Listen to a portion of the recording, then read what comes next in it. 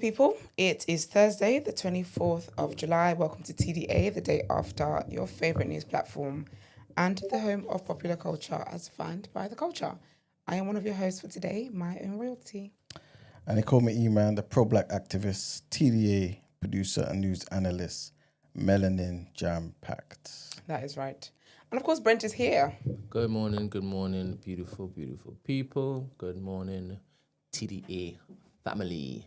Good morning, y'all. Let me see who's in the room. We've got Energy, we've got Timmy, Davina, TT, Bathroom Diaries, Abimi, Christy, Amy Snow Globe, Corporate Prince, T, Easy Bambino, Rebecca, and Teddy Tibbs. For those who have already submitted an application to come through to the NED on the 1st of August. 1st of August, next week Friday. Shout out you guys. Looking forward to seeing you all, and I hope it is that we have as much fun as I think we're going to have. It's always a good time, though. Yeah. But it would be after we had made the announcement in it, so hopefully Even funner. Yeah. People be asking hella questions and all sorts, but it's gonna be a long night for you. You better prep yourself. You better have a good night's rest, boy. yes, it's going to be an incredibly long night. But alas, this is what it is. I have committed myself to doing. Anyway, how are you all in the room? Good, thank you. All good, man. Can't Very complain. calm today. That's good. You looking forward to the summer holidays, Emmanuel? You're already in it. Yeah, innit? Yeah, why not, It'll be all right. All right. Yeah. Will you ever get used to what it is that you have to do during those particular periods? I guess, yeah, I think so, because I have to, innit? All the way up to 16 or 18 or... I don't think parents do, because every year parents, I'm surrounded by parents, and they're always like, oh my gosh, we're back here again. But it is a lot, but that's why, anyway, about your own type of community, man. What did you think I was going to say? Don't have kids? No, I wasn't going to say that. No, I wasn't going to say that. I actually wasn't going to say that. What I was going to say was, I said about community, because when we're younger, you'd go to this cousin's house for a few days a week. You could pass the kids along. Do you get what I'm trying to say? And so everyone gets some time to themselves when you come up on the pyramid. The pyramid things that people do. But yeah, build communities. Everyone move out to the same neighborhood. Then we can do that. Do you know what I mean? True. It'd be fun. No, for the first time, I was actually not going to tell you guys to close your penises and your vaginas. Oh, there's a kid around. My bad. And to remember that today. Oh, man. But yeah, it's fun times. Do Do you babysit your nieces and nephews, Brent? Me? You don't give me the vibe that you do. I definitely don't, because I can't. I can't because I thought he was going to say definitely do. I definitely don't. I can't because where they gonna? Where do I find the time to basically now look to You gotta put give them, to go and you should have got them working for TMB before get them, editing podcasts and whatnot. That's the cute probably- little one, she can press start and stop. The last time she came to visit, right? She was just running all over the place, and you know how they just full of energy, and you do one thing that you think is cute, right? And then they want to do it over and over and over again. Yeah. You do one thing that I think is fun. Anything you do once that they like, oh, you're here now. 100%. It's so adorable though. If they need a babysitter, let them holler at me. There's a kids I will babysit happily. Yeah, they're very, love very, kids that very, got good very, manners, very man. well behaved. They're so lovely. They're just so adorable. Yeah. Oh, cute kids. Anywho, shout out for everybody who has contacted Susie Lou, Susan, Oh, nice. the financial coach, and a couple people were there telling me that the template on her page, the model, the spreadsheet that Timmy was talking about. I said, no, it's not. To get for free, yeah? It's not. First of all, though, It's not. First of all, Temi said, it was tailored to Temi. So why would it be? Furthermore, you find Brent behind the TDA and TMB page. About you going on her page. Y'all are so cheeky sometimes. The one that she gave to Temi is so comprehensive. Yeah. It is so intuitive. No, so it's very simply no, it's not. But hit her up and y'all have that conversation, please. Exactly. She's very, very personable and she's very, very dope at what she does. Anywho. Do you know what came up on my Instagram page and I just love? It's eyebrow hairs being plucked. And it's like zoomed in. You like stuff like that, don't you? Oh, my mouth currently. Love it. You see things like this, yeah? Things like this. Or have you seen those videos where they're washing like a massive carpet, a really dirty carpet? Yeah. With those industrial. Yeah. Mm-hmm. That's my bag. I love stuff like that. I absolutely love stuff like that. Why do people like that sort of stuff? I don't know. I don't know what it does. It just makes me feel like so calm. It just makes, I don't know what, like it just gets my interest straight away. And like pimples being popped, blackheads being pulled out. Yeah. That as well. Love it. Love it. There's just something about it. Like the other day, someone sent me a video. It's an AI video where they were just cutting like glass things. It was like a 2-minute video and I just watched it. I love stuff like that. Is there a connection, Emmanuel? Oh gosh. That you could probably see between those people who love stuff like that. Do you think we can find some sort of correlation to any other behavior? Ooh. We lit. Because sometimes when somebody says they like watching something, you can kind of put your mind into how, fair. Okay, go on, tell me what your fair is about me. No, as in, sometimes you can go there. But even stuff like this, I can't wrap my head around what, a haircut? No, but it's just the way the hairs are gathering. So clean. There needs to be a study to find like other... some thing. Yeah. I love stuff like that, man. I don't know, man. But what do you, is there anything about my personality that makes you think I can see why you like that? No. No, but I think that your man would know what it could be. What I'm trying to say is... I'm going to ask him. Because to be fair, the video of the AI cutting thing... No, how would he know if it is that he doesn't meet another person like you who likes these pimple stuff to then find out you like the same thing on this other end, or you behave this particular way on this other end, and say, that's the common denominator, right? Okay, so he needs to have met more people like me. He has to. Am I the first you've met that likes these things? No, so but I haven't lived with them. Oh, okay, fair. Past just brief encounters. Oh, so yeah, I don't know how lovingness manifests differently in other places in your life. Do you understand? I think we're I don't great. know if it is that you could be a psychopath. I don't know if it is that you could be... No, because all that stuff is messy. Like what you're looking at is nasty. the nastiest thing ever. It's not. They're cleaning it. The whole pimple stuff, I want to vomit in my mouth. No, but it's not so much pimple. It's more like blackheads. But doesn't pus come out of it? No. It's the dry. No. It's just dry skin. Ugh. What, not like scrape dry skin. Is the one that comes from the pores? Yes.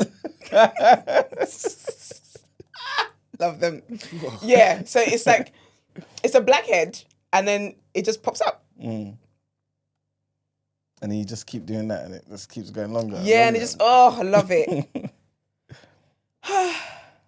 I'm so happy. You know, if I was a woman, everything dry up. Immediately. Well, my man is good. It is so wicked. This is why you gotta just accept the people that you're with.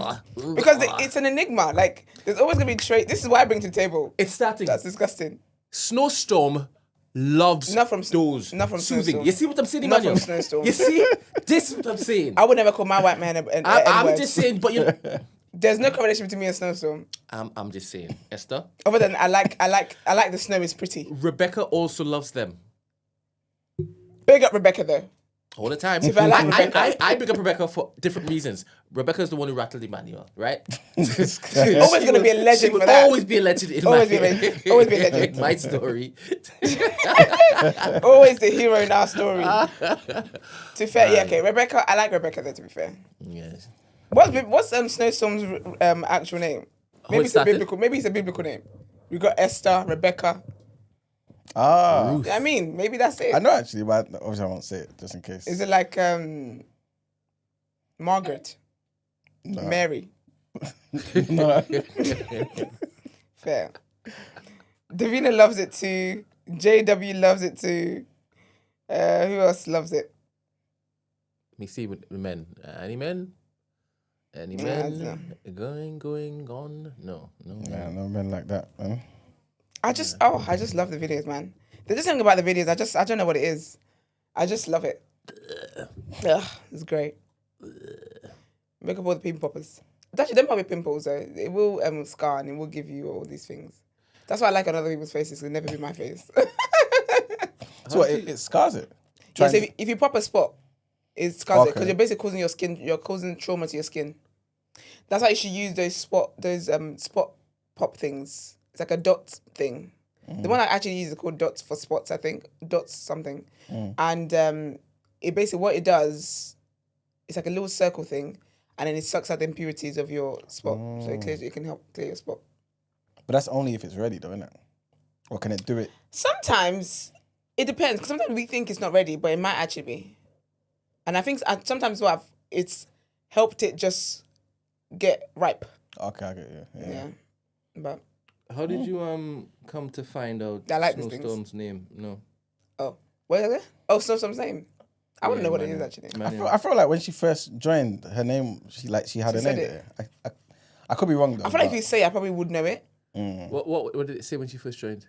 Wait, take the mic away. Put the camera on me. yeah, if you mute it, then obviously I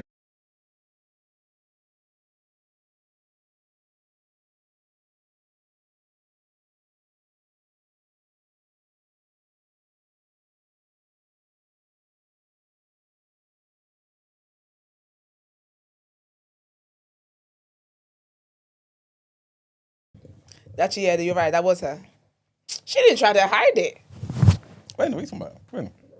Like that used to be. She used to go. Why did she change her name? That's a nice name. To be fair, the things we come to find out about her. Respectfully, girl, you ain't living up to that name. You're an enigma. I don't know why you would hide your name. Imagine me saying that. Yeah, but that's different. You hide your face. You hide your face. And after some things have come to light, I'm glad you did. Even with your face hidden. Oh my gosh. Caused some problems, mate. My gosh. So I'm glad you did. Yeah. True. Anyway. Good morning, Marks. Morning. Brent's face is not really hidden anyway because he's out there doing the whole Do you know what I speech mean? and it's not really the same. Do you know what's so funny? Brent hid his face for so many years, then he came out doing the most. Like, do you know what I mean? He didn't even try and He phase could people actually be in. on camera and be on the show. Just be You normal. could. Because you didn't phase people I into definitely like can't. getting to know I you. definitely can't. You could. They'll sit. I can't because I would then have to be Charlemagne. What? Old Why? Charlemagne. You don't have to be. You don't have to be old Charlemagne. Do you know what I mean? I will. I Charlemagne's not even old Charlemagne. Trust me, he's saying. No. Well, What I mean is, mental health sanctified. people have never basically met a person so well-rounded like me. I love. Do you know what I love how humble you are. That's my favorite thing about you. No. What I mean is, when I started talking on Meters After 7, I told people, because the first interaction, I basically defended a particular thought that was very toxic. Do you remember what that was actually? When I said defended, as in push back against it. Yeah. Yes, I do. What was it? It was, that show that used to be on YouTube. Black and Chat. People, yeah, Black Chat. It's right? back chat, but I call it black chat. Back Chat. Ain't it Blackjack? It's back chat. It's BK. Well, I just thought it's There nice used to to be a L. website called Black Chat. It used to be the thing that everybody congregated on around MSN times. How is it? Yeah, but Okay. that died. Anyway, Yeah, back chat. that guy, what's it? That Lucas. Alpha guy. Yeah. So Lucas came on. It's crazy, guys. I just know what you're talking about. Because he just did the absolute most. Yeah. And he was doing It's a something. dark I time. think they were even talking about the stupid Alpha stuff. That was Anyway, a dark time in media. so I chimed in for the first time on Meters After 7. Yeah. And then asked me to get in front of the mic because at the time, I don't think Yusuf was pushing back properly, right? I don't know why I did that. But So I just remember something there's else this person, about Lucas. there's this person in our community who seems to think that we don't like Yusuf for some reason. And they keep Really? on leaving messages saying, Gina's the only one who fends it for Yusuf and he's We Yusuf's barely- friend. we don't talk I don't about know. Yusuf on here. When did we talk about Yusuf? It's probably Yusuf right now. No. This particular person has, and I think I like the person, right? There's no I bad didn't will even against this ever person. comment. A paragraph this time. Anytime it suggests as though anybody in this room goes against the LGBTQ community or says any comments that are derogatory towards them, she will basically leave a comment like lambasting the person, just correcting them. If it is that you're not going to do this or this, don't talk about them. Blah, blah, blah, blah, blah. I thought you were going to go somewhere else with that. Nah, but this I've same been the person subject now of many seems of to those. think that we have some sort of That's your vendetta poster. against Yusuf, and I don't know where. We it came barely from. talk about We Yusuf, didn't even though. talk about him. So We talked about this 3 times since he left. yeah, I mean sometimes during the transitions something is said, but that transition not about is no Yusuf. need- Okay. Yes. So anyway, Do you know, yeah? anyway. I So see why you got them licks as a kid. Respectfully. Yusuf wish you was, didn't, I saw but- Yusuf just the other day, just a day before yesterday. I saw Yusuf. Tuesday.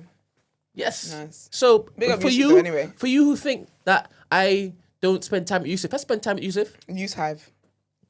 Anyway, so he was talking what he was talking, and I basically pushed back, but I wasn't on mic, so they asked me to jump on mic, and then I jumped on mic, and then they asked me to jump on mic more. I jumped on mic more, but do you know those times I was saying a lot of stuff that certain women would like, right? I wasn't pandering. Pantiweta. No. Say pandering, man. Pandora. But anyway, obviously it was early days me seeing Gina a bit more. Right, first time I saw Gina was in my gym, and I thought you were about to say my dream. I was saying, whoa. no, but she started occupying my gym after I saw her in the gym. Big up and then Gina. boom, she was in front of me. Aw. Right, so it was overwhelming for me. Yeah. It was a lot to take. So I had to basically play cool for as long as I could play cool. Yeah. Then I you don't know realized if the it's podcast that- was still that- ongoing. What? Then the podcast kept just going, so you had to then 100%. be your real self. Yeah, but anyway, I told people because they started getting comments saying, "Oh, we love Brent, get him on more," and I said, "Hey, don't do that because you're gonna put me on a pedestal, right? And I'm gonna disappoint you because I am more than what it is you've seen so far. Because even what you've seen so far, I'm presenting something." This is really not me. This is what I'm saying in order to get In this something. moment. So what I mean is that if I'm on air, I'm now fully committed to saying, all right, cool, here, have all of me. And all of me is a very dangerous thing. Well, I can choose not to basically do certain things, but I don't want to live a lie. You understand? So here you go. You know you're not okay. So I think it's better if I just continue Off minding camera. my business. Yes, minding my business. So you think that's how you be the best version of yourself? 100% putting Imagine. things in order, letting people who are more who Qualified. excel, yes, in this particular realm to do what they do, and I just basically build and get as much resources to them as possible to be You know great. what's sending me is that with how cheeky, wicked, and interesting you are, that's the best version of you. That's because you see, you hear her? She said she ain't got one more day left. She don't care. To be fair, actually, I plan to come back to TMB one day. Let me not talk about Get myself blackballed. Oh my gosh. Absolutely. Brent is such an angel. The best employer I ever had. Oh, 100%. Absolutely 100%. great. Thank you. Great. Glory. Hallelujah. Mercy me. Oh my gosh. Anyways.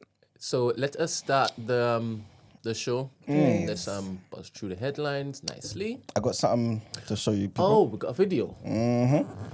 Number 4, Brent. All right. I saw your seen some of your video yesterday, and I saw that you had liked it and also commented on it. And I read it and I print screened it. I said, all right, TDA has to basically see what Emmanuel basically does in his spare time on Instagram. How are you doing?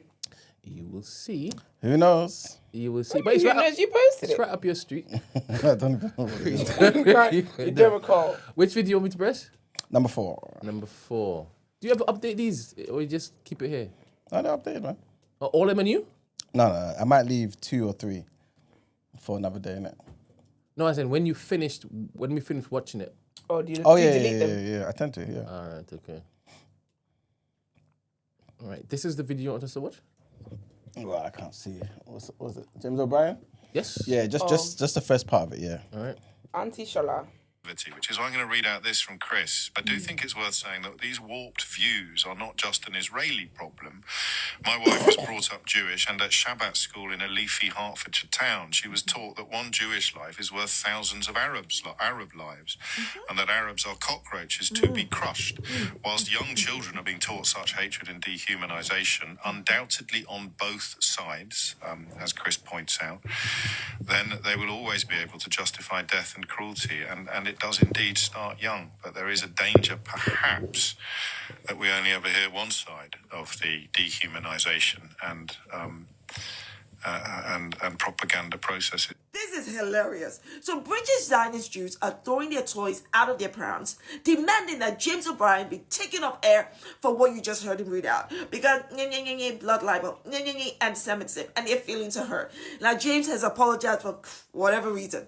But that's not the point. The point is the caucastic Zionisty of these British Zionist Jews.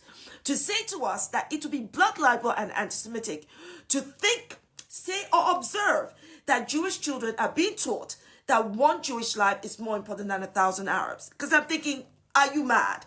You have literally spent the last 20 months instructing, demonstrating, and just showing the entire world that one Jewish life is more important than 1,000 Arabs. You've spent the last 20 months manufacturing consent for the genocide, ethnic cleansing, and starvation of millions of Palestinians. And somehow we are meant to believe that your children are immune from all that when we are not. When you are teaching, that is exactly what you're teaching us. Have you lost your godforsaken minds? I swear, Zionist Jews have to be some of the most intellectually dishonest. Wrap up there. All right, so obviously you guys saw what James O'Brien said, innit? But he read it out, so it's not even like he's saying his wife, right? Yeah. He read out somebody else's comment, which is fair enough. I don't think James O'Brien is really about that life to go out on a limb for particular groups, especially not black groups, innit? But that's just my own separate gripe. I don't really care anyway. Black people have no allies. But what I will say is, because he read that out, they're coming for him, man. Yeah, you have to apologise, isn't it? Oh, he's apologised already? What was it? Yeah. That's what she said, yeah. Swift. But apologize for what, though? Exactly. For reading that text. Was reading the comment? Yeah, Yeah, so someone texted and he read it. And now he's in trouble. But he didn't say it. Yeah, but but they're saying he's should've propagating lies or whatever it may be, even though this is somebody's lived experience. Granted, it could be a lie, right? But I'm assuming he must have thought there was some truth to it. Yeah, but not even that though, because if I read someone's dilemma, does that mean I think there's truth to dilemma? Exactly. If we read out comments that someone's left unopposed, I mean I think there's truth to it. Like, and with radio shows like that, it works like the producers behind the scenes filter the text. Because otherwise he'd be reading all sorts of nonsense on there, like please send me money or your blah, blah, blah, blah. So the producers filter the text, and then they let him know which ones to read, and then he reads it. Like, because he's live on air and it's an interactive, LBC is an interactive show. Well, this is the reason why they want LBC to apologise as well. So it wasn't just to James O'Brien. I'll read out what they said. So this is from the Board of Deputies of British Jews, right? And they posted this. This is actually from somebody called Andrew Gilbert, who is the Vice President of Security, Resilience and Cohesion, right? And he says, we are urgently seeking a meeting with senior executives following the completely unacceptable and highly offensive comments made by James O'Brien on his LBC show today. Broadcasting such a transparent falsehood and demonizing the British Jewish community at a time when anti-Semitism in this country is at terrifyingly high levels must have clear consequences. LBC should apologize and take Mr. O'Brien off the air. Just like that, sacked. They want him sacked. So this is obviously the reason why, like you said, he swiftly apologized, I guess. Maybe LBC has apologized too, I'm not too sure. But just wanted to show the people what happens, innit, in these sort of situations. This is probably why he was trying to defend them so much against, what's her name? I keep forgetting the lady's name that used to be part of LBC. Sangeeta or something like this. Yes, I think it's something like that. Something like that. Yeah. Sorry if I messed it up, but But yeah, this is what happened, man. They came together and they want to, quickly get people out.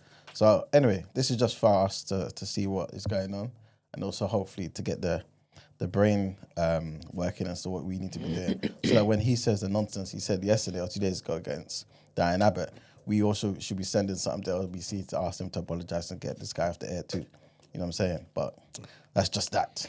I missed that. What did he say about Diane Abbott? Oh, Let me see if the clip is still there, so you can see it. Basically, he was trying to say that. What is he saying? He was basically saying either her comments are. I don't want to get it wrong. I want to show it to you. One second. But Brent, while I'm doing that, yeah. Yes. Let me read out your thing. Oh yeah. Perfect. All right. So this was in response to a video that I think we covered on TDA. It was a presenter talking about how colonization was good and we should thank them for colonizing us. And I think somebody on that same panel was there telling her, hey, it wasn't good, blah, blah, blah, blah, blah, blah. But anyway, Imael then jumps in the comment section and says, imagine listening to people who shower on average Cool, blimey. I remember this. 3 times a week. Hey, sometimes you have to address. Yeah, but you never do it on TDA. You Mind never you, say this. without He the never says legs. this. He never says What do this you mean I on never TDA. said- what? You've never basically insulted white people like this on TDA. You take a back seat. 100% you do. I take a. This is very. No. Not that people don't know that you are not a fan of them, but you're laying this out differently. Yeah, maybe because it's a comment, innit? Like something maybe just say Yeah, this I'm particular aware, thing. but if I've this heard came you on- speak like this before, Yeah, for sure. but I don't think you've shown TDA how you basically talk about white people when it's not. It's when not the about camera's it's on. this person or that. It's a whatever. If the spirit comes in the same way, and I see a video like this. Say I maybe showed this particular video on the Yeah. show. Then this is the response you would have got, man. Yeah. 100%. Do you think that they only bathe 3 times? Some, of course they do. What are you And, talking about? and some of them don't bathe 3 times a week. For sure. 100%. Maybe Maybe the in whole that thing same about not clip. washing legs. What are you talking about? Of You do the course. top half, and as the water rinses down, it washes your legs. No. I know he believes this. I It's don't not think he's about belief. It's a fact. This what are we doing there? You never communicated it in this manner. Is what I'm saying. Okay, what I'm doing now, what I said there. Yeah, in the post. you're basically you beeline to go and let white people know what you think about them. I don't think you've ever done that in this particular manner. Maybe I don't know. Maybe not. Maybe because I don't think they listen to the show, innit? So I'm talking to us. Okay. I don't know. Anyway, imagine listening to people who shower on average 3 times a week tell you what they taught you about sanitation. What really has changed in society that would make us surprised by what we're hearing here? I expect nothing less. Everyone's crazy. White supremacy is a real thing, yet some of us black people even doubt its existence. Some of us are out here wanting to be all pally-pally with people who think the killing of millions of your people was justified because I'm they sorry. built... I thought this was a comment Emmanuel liked. He wrote it. He wrote it. Sounds like me, right? Just catching up. Yeah. Yeah, okay, yeah, I get the thing now. Because you never talked about the average bar thing. no. So that's why I thought it was a comment that he liked. But as you kept reading, I said, this sounds like someone I know. So that wasn't me. Fair. So he's on point, right? He's even more on point when he's leaving messages for others. No, because people can't hear Oh, okay. so you can carry on, Brent. Oh, I thought she was gonna communicate with us too. Are you daddy? No, but I don't know if it is. I could have helped. Oh. Hold on. They built railways in our land without permission that none of us asked for. We all better wake up. Don't be mistaken. This conversation live on TV, which didn't have a single black or Asian person present to correct the evil and stupidity, is them planting the seeds to justify the neo-colonialism in Africa, Palestine, etc. That continues, and the attempted coups in Burkina Faso, Mali, and Niger, etc., they want to finance. Foolishness. Accept your own and be yourself. Jare. Stop being shocked and do for self. Jarry? Is that how I pronounce it right? Jare? What's Jarry? Jarre? Jerry. Oh, Am I saying it right? Jarry? Jare? Yes. Jare? Like, I'm gonna start singing now. You have a problem. I'm pronouncing it wrong. Jare? sure. Anyway, I came across this and I'm like, wait, Steven sent me the link, right? Because obviously he's Steven saw it. yeah, he sends me some stuff from time to Steve, time. I like this, you know. But because he's now he feels now. Basically, I feel like Steven is more involved now. Yeah. Yeah. And I like so that. he's doing more research, right? Yeah. And because he's doing more research on certain things, more stuff is coming onto his And his timeline. algorithm. But it's coming weeks later. So after we've already covered this, He's like still on Facebook he's kind like, of thing. look at this. Yeah, that's how they behave. Yeah, this is why we do what we do. Yeah. Who'll catch up? I don't know if he's gonna get militarized. I don't know. I've got no clue. I hope but, not. Stephen's a lovely Christian man. But seeing Emmanuel here, and it's 10 weeks ago that he left this message. On where? And nobody liked the message, by the way. You didn't have to say all that. But I'm saying, right? What? No, what? What are you saying? So basically, I kind of see my words left on posts as important, right? Yeah. And if I come back, especially if it is I'm kind of first to leave a message and nobody has liked it, I'll stop posting. Do you understand? Like, what am I posting for? Because I even see it as a What was this a one? performative act in the first place, right? Me looking to give people my thoughts on this particular stationary platform, right? Expecting them to hear like, yeah. So I know he just feels away, just like how Marks would just go and like a picture because I like that picture. Boom, there's nothing behind it. I just like the picture. I keep it moving. I can't do stuff like that because I feel as though me liking it, it's some sort It's of an endorsement. Yes. Do you understand? I So feel me you, even mate. leaving a comment and me going back to see nobody's liked it, I stop posting. Why am I wasting my time doing this for? Yes, no, I'm not doing it again. I'm not doing it again. You're quite. Okay. You're quite something. All right, let's start the headlines. And I actually put the video in the last, I think like number 11 or 12. number 11 or 12 for Marks. Okay, let me press number 11. This is the context you asked for. This is him, Mr. James O'Brien, which Emmanuel now has some sort of vendetta or agenda against. Yeah, he's trying to get him out of there. Just on this platform. He doesn't want anybody on this platform to basically like James O'Brien anymore. So every opportunity he gets to point out who Mr. James O'Brien is, he lets us know. Anyway, let's see this. Literally said that she wholly and unreservedly withdrew her remarks, which were objectively stupid and quite possibly profoundly offensive, and chalked it up to an error, to an initial draft being sent instead of the final bit. So even people that want to defend her have to call her a liar. If you're defending her for what she did yesterday, you're claiming that she lied 2 years ago. So she is either an idiot or a liar. There's no third path here. And it's appalling that she's ended up in this situation, but the only person to blame for her ending up in this situation is her. It's like a mad illustration of footballification going out of control. I like Diane Abbott, therefore I will defend her whatever she's done. Well, she's described her own behaviour as indefensible. I'm still defending her. Well, then you're defending the thing that she calls indefensible. I am defending the indefensible, and you are biased. But she said it was a mistake. It's a horrible story in so many ways because Diane Abbott's legacy should be glorious. She literally said that she wholly and... It is still about her comments about race and Travellers and whatnot. Yeah. and travelling. Yeah, Okay. yeah. All right, fair enough. Yeah. All right. Let us get into the... sorry, have we got any other videos to watch, man? No, that's it. Okay.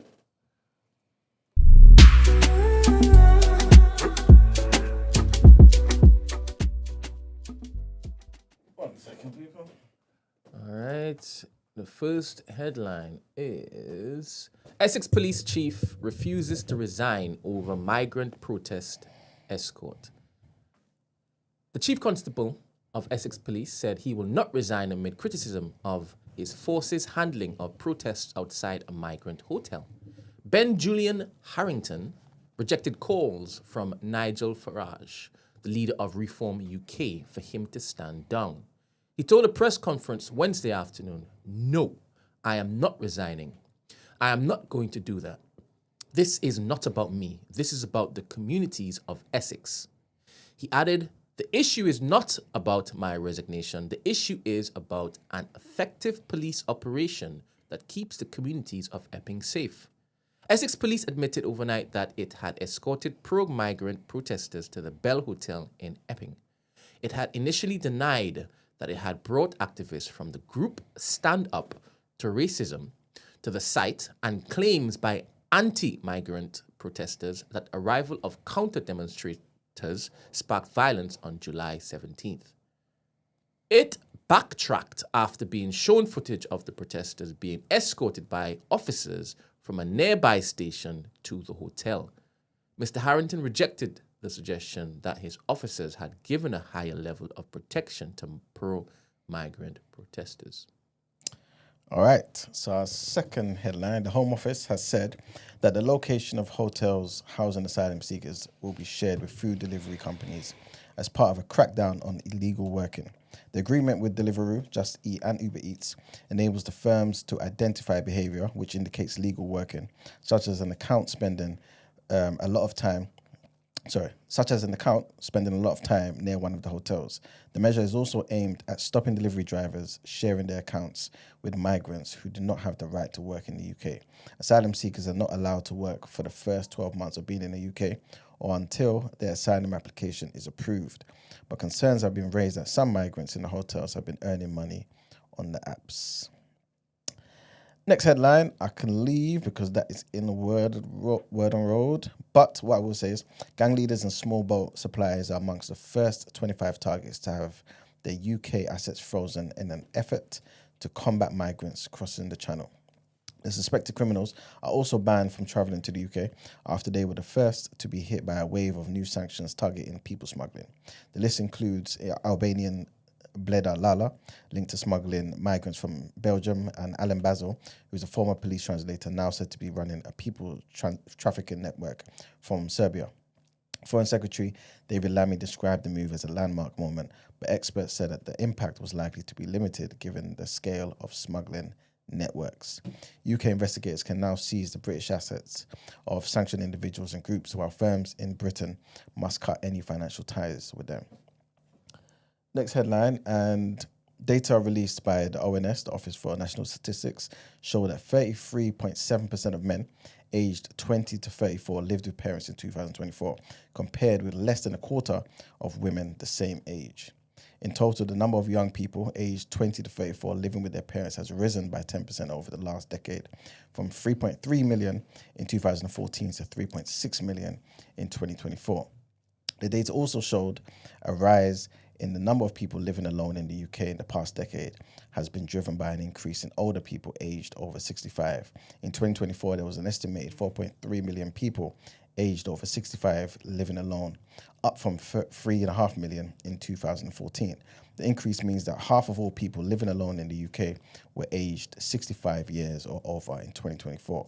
The ONS said that this reflected an aging population and there was a higher proportion of women over 65 years living alone than men of the same age because of higher life expectancies for women.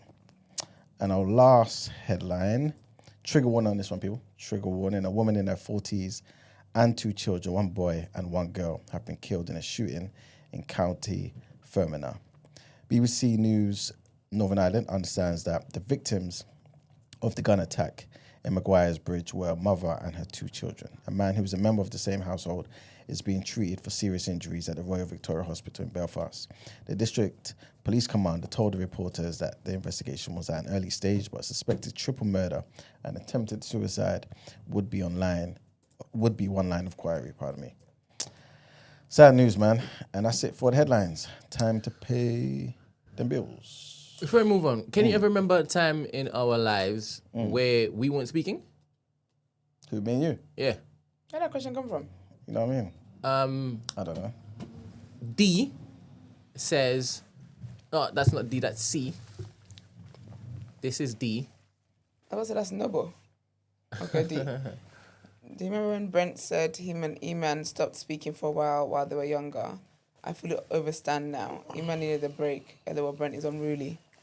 Can you remember when we stopped speaking? No. I think I remember you saying that though. It wasn't. I don't think it was like a stop speaking. But it was like you guys weren't as close. Weren't you closer to Stephen at one point? My brother? Yeah, initially. What? No. Stephen Santa Claus, man. No, as in, are you asking me if I was close to Stephen? No, I'm talking to Eman. Oh, sorry. Sorry. This is where you chime in. Wake up. God. Pile on. How a is he closer to Stephen than me? Yes. Oh, yeah? Yes. That's because they went to school together. Yeah, exactly. In the same class. They went to university together. It was okay, yeah. So then, yeah. Okay. They did the same course. Oh. Anything else? You know what I mean? Sorry, that's what I would share about me. That's not my information. That's the only thing you should be doing. Oh, That's not my information. I promise not to share about me anymore. Excuse me. What So was, yeah, I what think was I wrong remember about you saying saying that you that- went to same university? Why are you framing that as a bad thing? It's not a bad thing. Oh, It's just the giving of information for no reason. Nobody asked you that. going to the same university as Stephen. Nobody asked, did they go to the same university? No. So you just became best friends after education? Well, you guys went to the same primary school or something together, though. Yeah. That's what I'm trying to say. But, But- he said uni, so I thought... I would have been okay. So hold on, wait. Whose year were you in? Stephen's year. Stephen's year. Yeah. And during school time, you were all close, obviously. No, Stephen brought him a wrong meat. I'm like, all right. Sweet matter. So bad. Well, he doesn't want me to basically. This is him not causing trouble. This is him not being wicked. Do? This is him giving us the best version of himself. Anyway, good luck to y'all. Anyway, So right? basically, he was in his class in primary school, right? Yeah. And he was very hospitable. I won't lie. In fact, we lived vicariously through his Pembury life. And you can imagine what that What do you mean, accuracy? So we went to his house. I think the first time I ate jollof was it jollof or was it just rice and stew? Was it Ghanaian or was it Nigerian? That's the big important We question. I don't make think it was Ghanaian jollof. I think it was anything. rice and stew. Yeah, good. Just making And sure. then that's when I knew that y'all really loved Coke. Coke. Coke. Yeah, Oh, cans of yeah. Coke. Like What, you as just in had drink? Yeah. You're just Yeah, like and stacks we and always have stacks. fizzy drinks, you know. Yeah. I've never been a big Coke drinker though. Yeah, I'm more of a Fanta, Nigerian Fanta though. Slap. Oh, for sure. But old school Coke, because... Oh, because it was full fat. Oh, Like when you was a kid, you weren't drinking Coke when you was young? it was like Not crack. like crazy like that, but yeah, it was always in the house though. You know, your parents, that's what they buy, innit? Yeah. My mum used to bring a 2-litre bottle of Coke to bed. Just in case you're sick. No, just to drink throughout the night. Sugar is actually crack, you know. Yeah. Have you seen kids? Have you seen those videos where they give kids like something sugary for the first time, like babies, and they're like, And then they and they have the first time they're like, it's so funny. I'm like, you crackhead. It's so funny. But anyway, But Coke used to be good for after you vomit. I've heard that actually. Yeah, and when it is that you have an upset stomach and whatnot. Original Lucozade. Lucozade was I don't know energy what though. Lucozade is. Lucozade That was was when the you're one. when you're ill and you're weak. Yeah. Yeah, original. Rise Like, up. Lucozade used to fix you still. Yeah, It the did. original one. No, it Yeah. had- The original one original, had- yeah, the had- original. Yeah. That was Why part are of you your care laughing, package Brent? when you were Not ill. week one, not week one. The original one, not like orange the or orange. nothing. No, the original. The original one, especially even when it was in a glass bottle and that, like, it had healing properties. When you think about it now, actually, it tastes a bit like fuel. It was fuel for your body. Fuel for the body. There we go. So anyway, you had jollof rice or rice I and did stew. rice and stew anyway. Yeah. So they went to the same secondary school, Yeah. and then the same college, and then the same university. I didn't. So Yeah. I only we became best friends or better friends. He doesn't like using words like that, right? You don't have a best friend. Because it denotes some closeness. You understand? Him and intimacy. Don't talk to me about that. It's gay. You understand? But he's changed his language now, obviously, because he's on air. But anyway, Because he's on air. No, in the comments, no, in Instagram comments though, for sure. when we started music, Okay, that's when yeah. it is the closeness. The closeness basically came. Yeah. And then Stephen moved, and then he stayed. So And then you guys just. yeah, I don't know when it is we didn't talk though. Maybe I shared when it is that we had a fight. When Or did we you have a argued. fight? Or we argued. What did you argue about? Was it about girl? Something. But it's when it is that you had come back from Ghana and you were chilling with us for a little while. I don't think your parents were ready to have you yet. Remember that time? Remember that time that we Is were this saying about real? I don't know. I'm trying to. Sorry, You know when you see a story, or rather you hear a story, and there might be like 5% of truth. Like, you're the character there. You're trying to think. What I'm did trying to like, where am I? You know what I'm saying? Where am I in all of this? Where? So I'm trying to. As you're saying, I'm trying to get there. What was the argument Did about? you ever stay in 5 Thorn clothes with us? Of course. This is all I'm saying. That's not all you're saying. You said it was an argument. That's what I'm saying. You say 5% of the story, No. and then that's the whole There's a story. sequence of events here, and I stopped at him by us. Mm-hmm. And he said, I'm not recalling any of this. So I want him to admit Because you guys said they that fell that out. happened. What was the fallout about? Because you see how my brain works? I'm trying to place where it is. Like the memories and stuff like that. Yeah, and that's how fair. we do it, right? And obviously he doesn't like, because when I'm finding this particular memory, I'm speaking out loud. Do you think And that in perhaps... speaking out loud, he's like, why are you saying so much No, but information? do you think, because you missed the vital thing that you said in there. Do you think perhaps Say it again. saying, so you missed the vital thing, you did not repeat the vital thing you said. What I said? Do you think saying that his parents weren't ready to receive him back after Ghana might have been that's my sprinkle. Maybe, do you think Sprinkles was doing it? No, I don't think he... Do you think the no, he Sprinkles... doesn't... He, wait a minute. Did I offend you? No, I'm not offended by anything though that you're saying. I'm just trying to find where I am in the story. 'Cause I don't know where I am. What does it country is feature? this? Where is this? When did this occur? All right, so you So do did he live remember... with you guys? Is that why you guys fell out? Yeah. No, that's when. Yeah. That's Okay, when I okay. was close enough to basically get annoyed with him. And then I remember being angry and then shouting at him. Aww. And then he said something back. And he never said... He doesn't react like... Yeah, it's very like cool, Yeah. chilled. So when it is, it gets So you really shut your angry. mouth. It's like, huh. That's in you. Well, excuse the hell out of me. Yeah. I think I remember telling Stephen also how we responded. But anyway, that's the long and short of the maybe. That's the story. Maybe, I told. yeah. Maybe. But no, it wasn't, because I've never heard that part. But I think it was more that you guys, there was a time when you guys weren't as close because it was closer to Stephen. I don't think, you've never said that you guys just weren't talking. I mean, perhaps it was a day where I wasn't here. So, But this idea that he had to take a break from me. One day I won't be here and you just get unadulterated Emmanuel, and the day's coming very soon, and you start to understand. what do you mean the day's coming very? That's a threat. Where are you going? No, not off of here, as in he's going to have a Oh, platform where, yeah. Yeah, but to be fair though, because when we did start the show, we did think, oh my gosh, Emmanuel's like, Brent, you're so mean to Emmanuel. The thing is, I was looking forward to doing all of this debrief tomorrow, because obviously that was the farewell. no, goodbye. Go Fair. share some memories, Fair. share some uncut, exclusives. Some of them we can't share. Some of them we cannot share. But we're here now, yeah. So I did warn y'all about Emmanual. I hope I wake up on the right side of the bed tomorrow. I hope I don't share anything I'm not supposed to share tomorrow. I did. Just let the spirit lead you, man. Do you know what I mean? That, mate? I did warn me all about Emmanuel. But then you were like, impossible, you need to stop being Yeah, that was at the Emmanuel, start, no, but blah, then, blah, blah, blah, but then blah. I'm happy that I'm leaving feeling like you're justified in your Thank you very much. your comments. Thank you. Respectfully, man, Thank you're you. a character and a half. You are Thank you. something I'm else. a regular guy like everybody else. You are something else. But anyway, as I keep saying, don't listen to anything I say, because I don't want anybody to say I said that and for people to be like, oh, that's evidence of that. Yeah. The next day I will see something else. You understand? I need complete cover.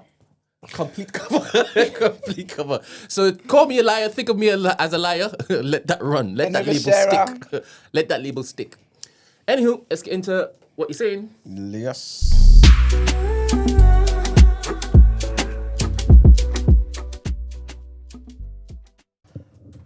All right, people. So today's topic of the day, yeah. Due to time, I won't spend too long on this, yeah. However, the question kind of stems from what I was saying yesterday, yeah. And I want to ask you guys: is this still Britain if you don't hear English on the high streets? Yes. Yeah. Okay. Yes. Cool. Do you feel like anyone who has an issue with hearing a plethora of different foreign languages on the high street, and maybe not even English, yeah, is right in having that issue? Or do you feel that's seeds of racism in them? Seeds of racism. Okay, why so? Can you understand them though? No, I can't understand it, because when people say that, because I think it depends on the age of the people saying this. If it was people that are like 100 years old, then I can understand it, because they did grow up in a time where all they would have heard probably was English around them. But if you're flipping 50 years old, you can close your mouth. That's what you can do, because this country's been diverse for a long ass time. Yeah, but what if it's getting worse? Is it? I don't know. Is it? Depends what high street you walk down. And they ain't stopped the borders yet, Fair. remember? But then there's some areas that are gentrified and stuff like that. So if those people say, oh my gosh, to fair, people do say things that are getting too white. Is that the same kind of thing then? For the people that grew up in Reverse racism. reverse This will racism. anger the chat. People that grew up in the areas in the estates and that, and then they gentrified them and they changed them, and then Now it's a you Costa. walk around there and there's a like prep. your community is not there. The people that you grew up with, like they're not there. It's just middle class and rich white people that's come in and bought up the area and put their coffee shops there and stuff like that. So, is that if you got a problem with that? Is that the same? Is that the same thing? So this is a good point. It's a good point. Ben, there's a first video that I want to play called "Unrecognizable Britain." Yeah, and yeah, he speaks about that experience in his particular village, I believe, that he was brought up in, or maybe he moved to. I can't remember, but he's seen the change, and it's exactly the same thing. It might not be gentrification, right? But there's a change, like you're saying, where it's unrecognizable. And all of us who feel like our old areas, or the areas we still live in, have been changed and unrecognizable and gentrified, we feel valid in saying what we're saying. But what about these people who, I guess, were here before us, yeah? Technically, right? Why is it a racist thing if they show these concerns or have these concerns? I just think that you're happy to use people's services and have them help you build your country, and then when it's time, when you feel like it's inconvenience, then you want to do all of that. When you're going to get a little cheeky kebab or a little cheeky Chinese or curry or whatever the case is, you're fine to be hearing people speak the language then. Because you know the food's authentic. Because you don't want to go to a Chinese shop and the person speaking, well, actually, no, never mind, I can't finish that sentence. Anyway, it's racism. Let's play the video. You don't want to go to the Chinese shop and the person speaking English. I didn't think that one through. I'm not racist. I can't be racist, I'm black. I get what you mean, though. Do you know what I'm going to say? Like, you don't want an Englishman You get what I'm saying? serving you the noodles. At least a strong Do you want someone of accent. Chinese heritage making the food? We have to lean in. There we go. Yeah? Do you know what I mean?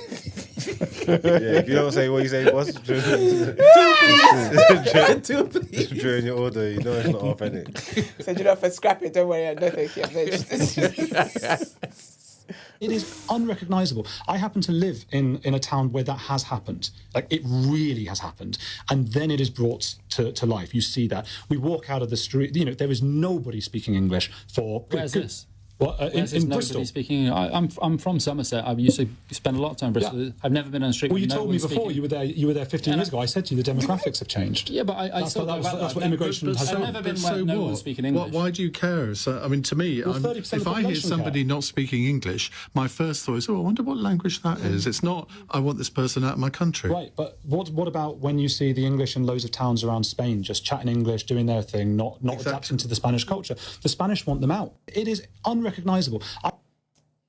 Who is this guy? He looks foreign.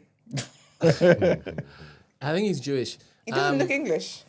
And he has a podcast. I can't remember what it's called. But He's a comedian or something? No. No, he's unfunny. No. I didn't even got to watch the material.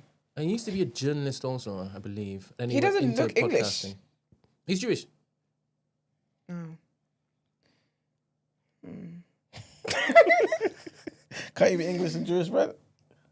Yes. Okay. He could be an English Jew, There you go. I think.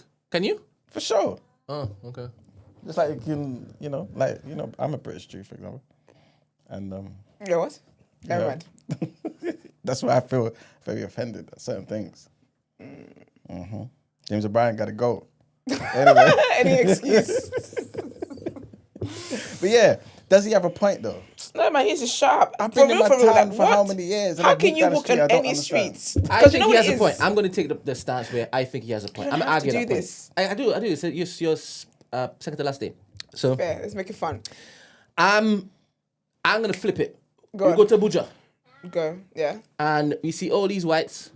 And they're all talking a Cockney. Yeah? You going to have a problem with that, Emmanuel?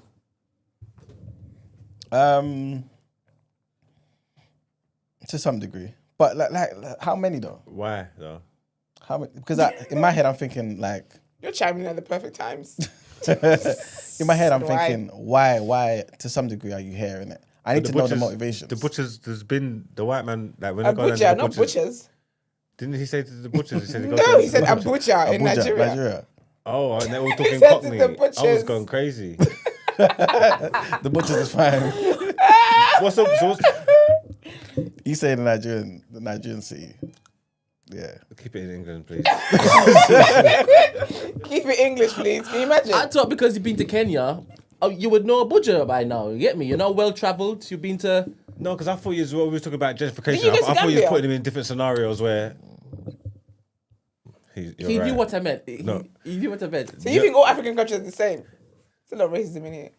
You're tapping into your reform spirit. That's because that's the side that you want to take. So actually, you said you are playing the role. Keep going. You're doing well. I thought you went to both Gambia and Kenya. No, I only went Gambia. But I thought you said butchers. I didn't know you said Abuja. Abuja. Abuja. I'm When sorry. you go to the butchers, I said, wait a minute, what?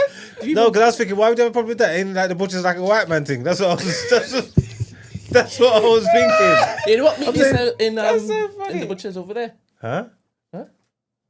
No, I genuinely What? didn't. You He said butchers now. Yeah, he did. You But don't call it butchers in Nigeria, do you? Yeah, we do. That's why you get meat, no? Oh, you call it butcher? What do we even call it? I don't know. Abuja.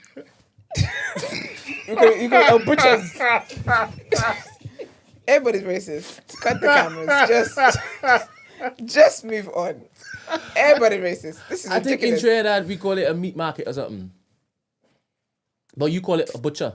It is a butcher, but everyone says it in their language. What is it called? So in my language, it'd be like eleron. So that's someone who sells meat. Okay. Eleron is meat. A meat So seller. it'd be like the meat seller, yeah. But then it's a butcher. All right, so and anyway, bakeries are also called let's get back bakeries. in the car. Let's get back in one car. You're in One car. What's it called? Abuja? Abuja. Yes. And it's all white people speaking Cockney. Go. Yeah. Yes. You said discuss. So the same example you're asking us to respond to. Yeah. In here in Bristol, just flipped around and it's now in your hometown, right? Because that's what I'm hearing, right? That's why I'm saying I may take their side because I wouldn't like to see that in Trinidad. Trinidad. Go on, Emmanuel. Yeah, I mean, I'll question the motivations and stuff, innit? Kind of like, I do that anyway. Like when you see influx of, Lebanese, Chinese people and all these people.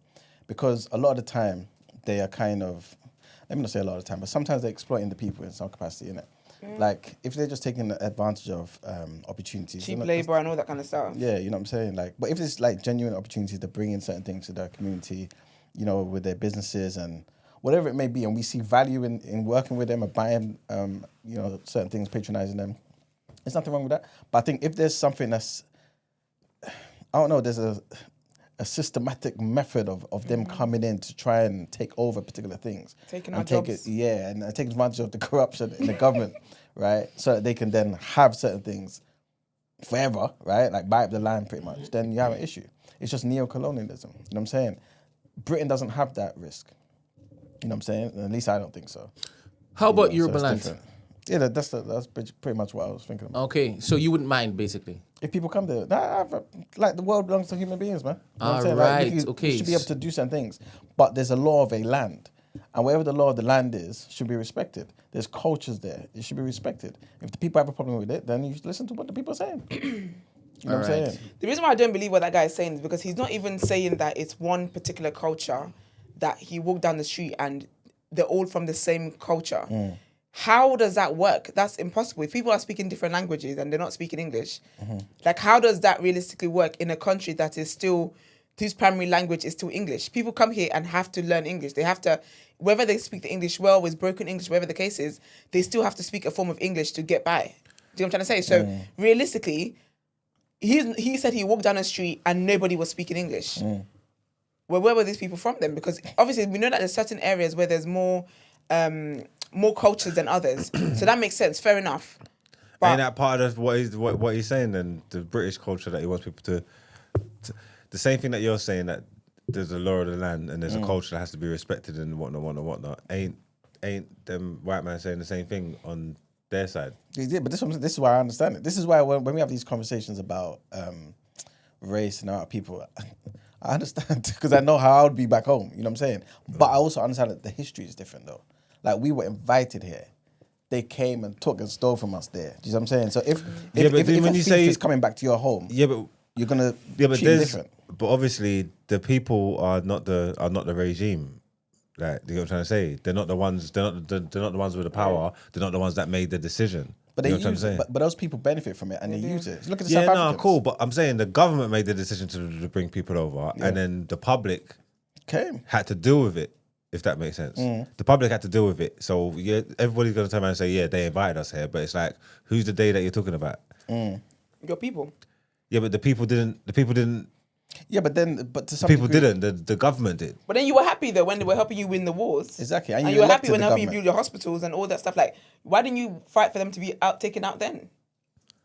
I mean, I've seen some people in hospital say some horrible things to nurses when they're trying to help them. You know what I'm I'll leave you saying? to die. The public didn't make the decision, is what I'm saying, innit? It's easy to say, yeah, they invited us over here, but they didn't. Yeah, but if you're electing people, you kind Then of you elect someone that wants them out. Yeah, you're And then choosing. the person that's in control, he makes the decision. He represents the constituents. Yeah. That's how it works. Yeah, that's it. Yeah. And if he doesn't do what you want him to do in the 4 or 5 years, then you vote for somebody else. Okay, fair Like, enough. this is why to some degree, not entirely, but to some degree, we're complicit in what certain governments do. You know what I'm saying? Because they tell us certain things and we vote them in. You know what I'm saying? Or they leave out certain information and we should be able to read between the lines and we vote them in. This is why when I was saying what I was saying during the whole elections and stuff, I'm not surprised. So being in from like in East London as well, and obviously there's different areas, yes. So where certain demographics go, obviously it's not their fault because the government pushed them there on purpose. So you'd have areas that are heavily black, West African, Caribbean, and all that, and areas that are heavily Asian and stuff like that.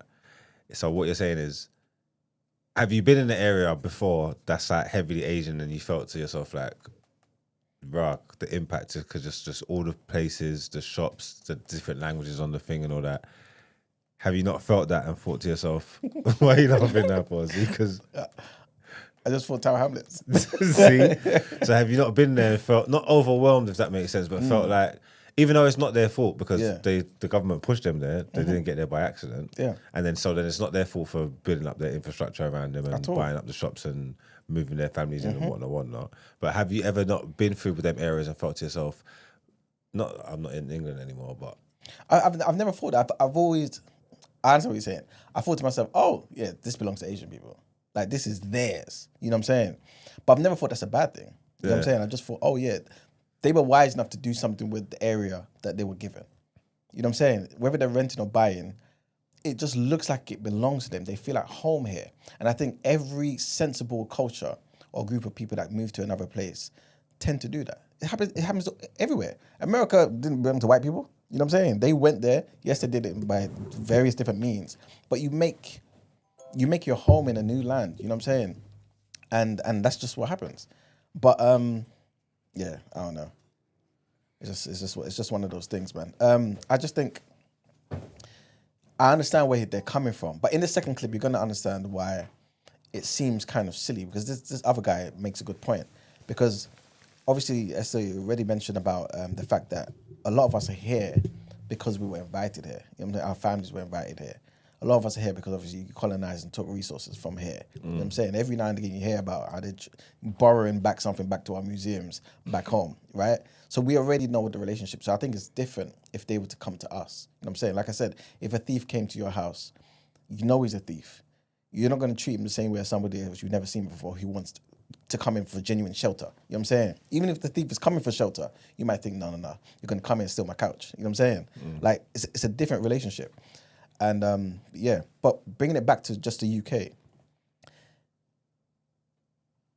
economies, social cohesion, all these things is dependent on the actions of people who live there, right? And in the second clip, you're going to see how this guy is basically saying, the country's not having enough children.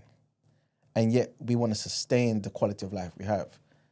If you're not having enough people doing the jobs that the 40 to 50% of the NHS people who are doing, what's going to happen? You know what I'm saying? So you shouldn't be complaining about these particular things. If it's really a problem, try and make these people British. You know what I'm saying? Let them into your culture. You know what I'm saying? If the issue is that you think you're losing the British culture, that's how I see it anyway. But yeah, Brent, can you play the second clip, please? And Noble has asked, how do you man feel about other languages on road signs? That was one of the things I was thinking about when I was thinking Tower Hamlets. You know what I'm saying? Because there's certain things. I mean, it was helpful when I went to Qatar. There was English on there. And again, they want to be a tourist nation. So I found that very helpful. What was I going to say? Something. Do you know what's so weird? I never go to like somewhere and think, oh my gosh, I'm like I'm never aware of other. Say I go to a place that was like majority South Asians. That never really occurs to me. I don't know if it's because I'm black. I'm a minority myself. What, in England? Yeah. If you go to an area and it's just what you don't notice. Not that I don't notice, but it's not a thought. Like it's just not. I don't know. Because I'm trying to think. Do black people think that? I do. I thought it was just the white people think. Never mind. Nah, but I know where like the different areas are. Not that I think not that I think anything's wrong with it, if that makes sense. But I'm aware of. I know if I go certain places in Stoke Newton and Green Lanes, do you think, wow, they've taken over this place? See Turkish people. Huh? Do you feel like, wow, they've taken over the place? Not like it's like, but they've really moved they've really done a number on us, isn't it? Like, no, I don't know, but like I said, I just know certain places. If I go Stokey, I know Green Lanes, I know that it's going to be bare Turkish people that I'm going to meet. Turkish and Cypriot and Kurds and all them kind of people up there. I know they're there. I know the shops, the cafes, the restaurants. I know that's all, the off licenses are all Turkish, man. You know what I'm trying to say? I know if I go down Bethnal Green, Whitechapel, certain roads, I'm going to buck all the South Asian man, Indian and Pakistan and Bangladesh. I know by Hoxton where the Vietnamese people are. I'm definitely aware of it. Yeah. Again, it's not like I'm looking at, they're taking our jobs. They've taken over or whatever. But if I'm in an area that's heavily dominated by one race or whatever, I know it. I'm definitely aware of it. Yeah. Good morning, Jackie. Morning. Morning, hon. How are you? Good, thanks. Yes. Bye, Esther. Bye, girl. What do you think about Green Street? Green Street is, yeah, I think I'm in, like Mark is saying, when I go to Green Lanes in North London, I'm in Little Turkey. If I go to Green Street, I'm in Little Bangladesh. If I go to, there's pockets of areas where if I go to Tottenham, I'm in Ghana. Yeah, like Green Street's not a joke though. Green Street is, and it's not a joke. That Green Street would be Brent's worst nightmare. Why would you say that? However, because we know your history. I think with London, you expect that. But when you go further out, like I live further out of London, and I'm a bit aghast, like, oh, there's people speaking their language, which sounds really wild. But I turn around and like someone's speaking in the Asian language, someone's speaking Yoruba. There's a church that's blasting African praise and worship. And it takes me aback because I'm from London, which I expect there. But the minute you move out, you're not really expecting that kind of diversity. And back in the days when our parents came, they tried to be a bit more inclusive. We tried to embrace the British culture. We'd eat fish and chips on Friday. We'd go to the Turkish shop because that was the food that we ate. But now, because there's so many of us, foreigners, the new foreigners that are coming in are able to still be comfortable in their culture. Do you know what I mean? So your parents, African parents, they'll say, bloody hell, mate. They'll say all those, and we used to laugh at them because they were trying to fit and assimilate into the language and the colloquialism, obviously to speak English, but they were staying in it, man. Like certain things that African parents, you're doing a bit too much, but that was their effort in trying to blend and assimilate. Do you know what I mean? Their accent changed. Come and see new foreigners now, they're comfortable. They're comfortable in keeping the accent. I'm not saying it's a bad thing, but there is a thing to say about when people do try to speak the language of the land, when they do try to speak the accent of the land as well. That's the small effort in them saying, I want to belong here. And so I get the right point. They're not really doing that now. But obviously, England is one country. They're not allowed, based on their history, to complain. But I get it. Because if I take it from, for example, Ghana, in Kumasi, which is very Ashanti-led, they only speak one language. It's not like Accra where they speak languages. But there's a group of people that come there, their houses from the north, but they assimilate with language. So they really try to speak the local language there. They're not trying to say, oh, we're gonna do business with you, but we can't speak your language.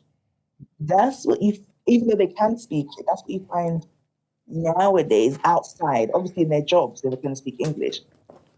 And obviously, if you're speaking to an Urdu person, why would you speak in English, an Urdu to an Urdu?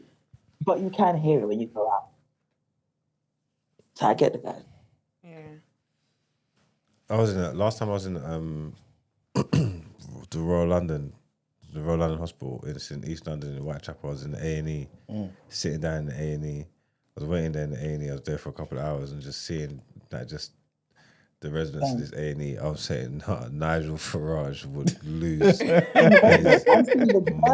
mind in here. 100%. Like he would go crazy because he's asking, is this where my tax money is going? Yeah. I'm not even sure if these men in there are citizens. There's some people that definitely can't speak English. I don't even know how they even getting treatment. Like, I don't even know how you're telling the doctor what's wrong with you, rude boy. But I went to a hospital and sat in A&E and I was literally looking, and all the workers, only 2 were white, and they were the admin staff. Everybody else was a foreigner. They're Nigerians. That's payback. And the banter was lit. You could hear I didn't see you today. You're really comfortable to speak that way in a hospital, in a place of employment. Whereas we would feel shy a bit because there's not many of us. Whereas because the manager's Nigerian, the superintendent is Ghanaian, they have that comfortability to be themselves. The code switching is not there anymore, which you would typically have expected back in the day. You know what I need to ask them, basically? See, for like British people, like English white people, like the ones that are proper ones. Yeah. Obviously, there's going to be some type of prejudice and bias wrapped up in those opinions because it's just natural because you can't help it. But essentially, like, is it actually wrong though? Are they actually wrong? I don't think it depends. It depends what they do with the prejudice and stuff. And I just think sometimes some things you can keep to yourself. Some things you can talk amongst yourself, amongst your community or whatever. But when you're going on the news and saying, "Oh my gosh, they're taking our jobs and they're doing this and they're doing that," that is racist. Like that is racist. Because you're letting people know that you don't want them here. Usually when people do that moaning about taking jobs, the problem is you're moaning about jobs that you don't even want. Exactly. Yeah. That's the problem. That's what the issue is. You're moaning people are taking jobs that you ain't trying to do. Exactly. And there's a reason why when they were trying to get people from Africa, from the Caribbean, they wanted nurses. They wanted people in medical fields and stuff like that. So, like, step your game up. Then I just think going out and saying on platforms is racist. But if you feel away, if you're thinking about it, then fair enough. What is in your head that we don't know, we can't label you for. If you decide to say it out loud, you can't be acting shocked when people are calling you racist. You are.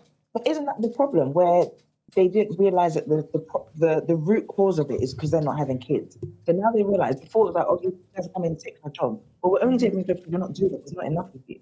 But if the government realised that actually there's not enough citizens giving birth, then Nigel Farage can say, let's provide more funding for childcare. Let's provide more funding for parents, people that want to become parents. Exactly. That's the direction they should focus on because they haven't realised that that's the issue. Exactly. They just think people just want to come here. But like, you literally open up the visa application for X amount of people and people apply. Good morning, Badu. Yeah, good morning. How are you guys doing? Blessed and highly All good, all favored. good. What are your thoughts? So like, Did you play another video? the video that you guys played on, like, was it LBC or GB News, whatever? Yeah, man. LBC. The guy on there, okay, cool. The guy on there used Bristol as like his example, innit? Yeah. And bro, Bristol has like 2 universities. Oh yes, it does. And in that small little city, it has 2 universities, and we know for a fact that universities in England, like, they rely on international students now. That's so like, true. I don't understand. They're literally like looking at the fact that there's foreigners, rare tear, but like, let's be real. These are the foreigners that are going to be holding up a lot of the industries in this country in a few years. These men are sitting on their asses claiming benefits. You get what I mean? So, us as a foreigner, first generation, and then hearing accents are very good indicator that you're not from here. Whereas we sound like we're from here. Not Brent though, but we sound like we're from here. You know what I mean? So I think they have a problem with new immigrants. Yeah, but we all start somewhere, innit? Like we were all new at some point. So. Yeah, but it's like there's more new people. There's like more. There's more. We hear it's I think French. that- I've always sounded like I've come from it. Never mind.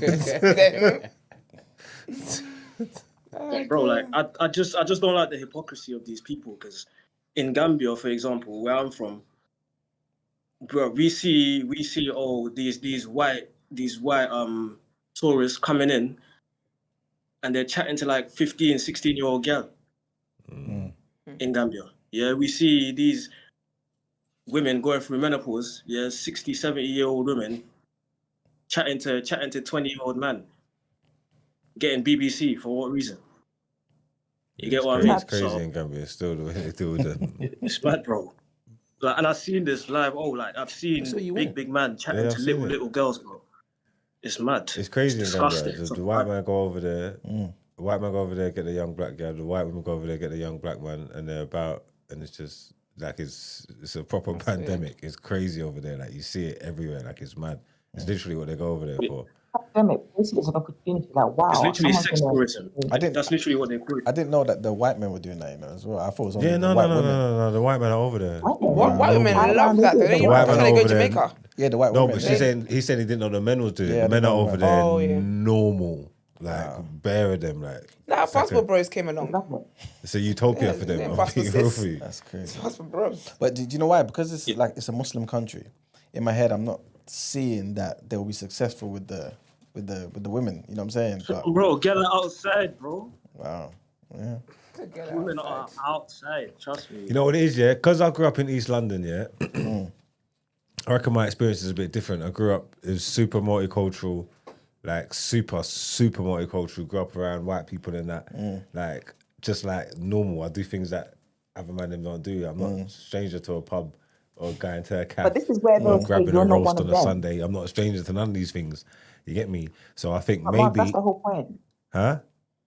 No, That's so the what whole I'm going to point. say You are is... assimilating. No, what I was going to say is because I've been influenced by them so much, maybe that's where it affects me more, where I can see where they're coming from. Because I can walk into a street and be like, fuck me, the game's gone, mate.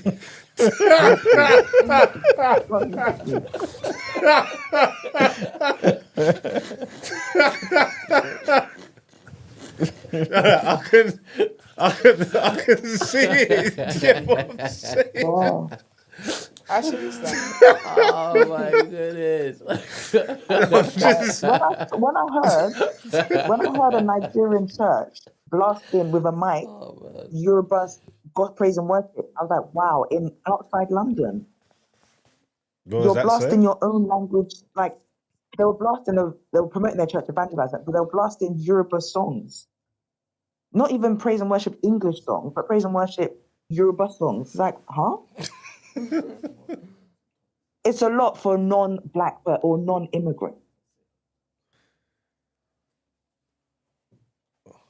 Well, you know what, Brent, there's another video that I want you to play in it. I want to get you guys' thoughts on it.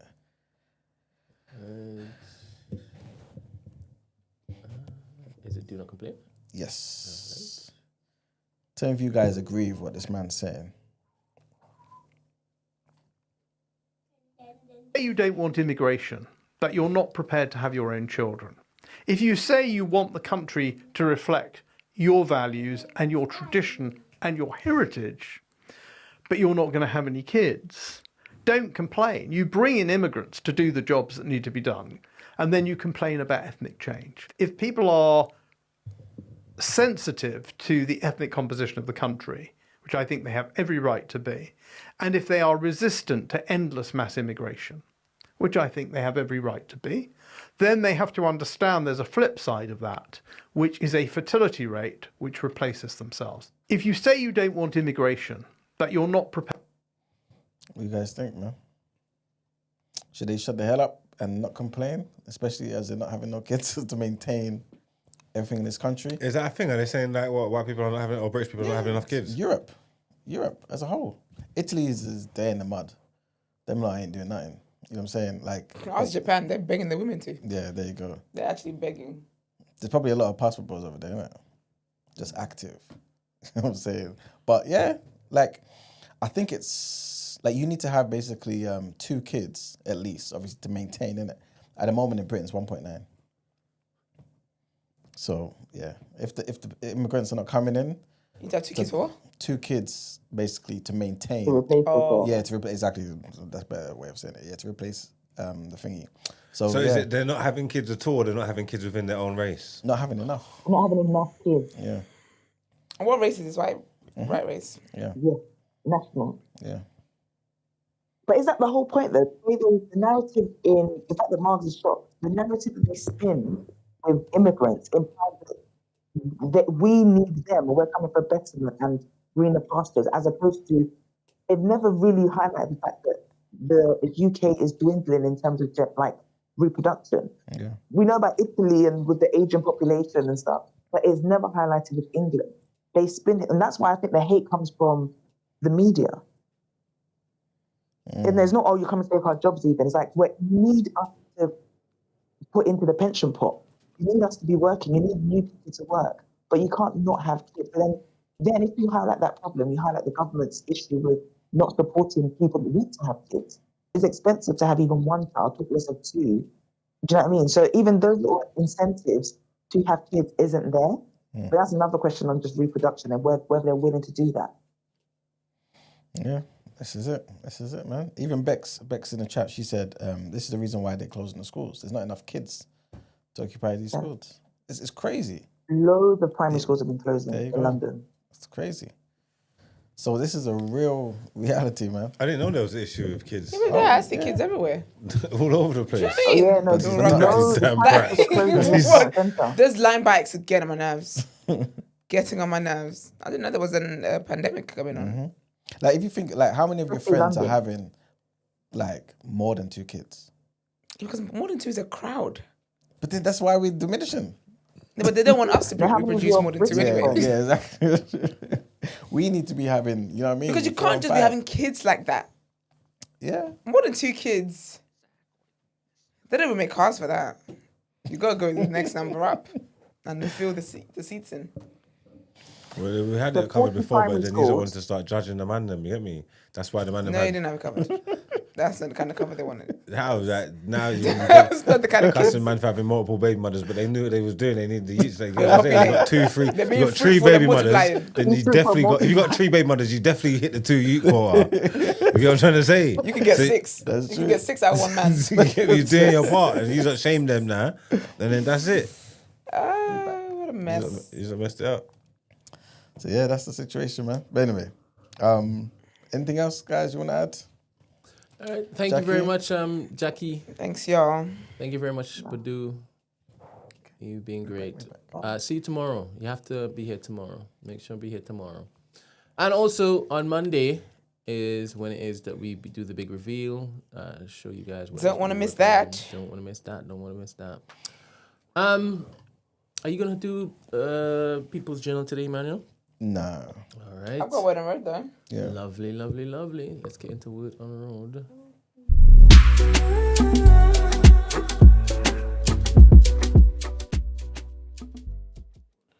All right. Word on Road. Oh, this is sad, man. So you remember earlier this week we lost Malcolm Jamal Warner, the actor and Grammy-winning poet. More details from Cosby Show. And all the other things, to be fair. But yeah. Can I still watch him? He's on a show called The Resident, which yes, is and really it's good. been on my list for a minute. The Resident's good, he's good. Yeah, my sister's watching it the other day, actually. It looks really good. I want to watch that. I want to start that next. Proper stuff. But yeah, so sadly he passed away. But the more details have come out about the circumstances. His daughter was with him. Sad, isn't it? Yeah. Wait, she dead as well? No, she's alive. They were able to save her. So she was she's the 8-year-old daughter. And actually surfers spotted him and his daughter struggling in the water.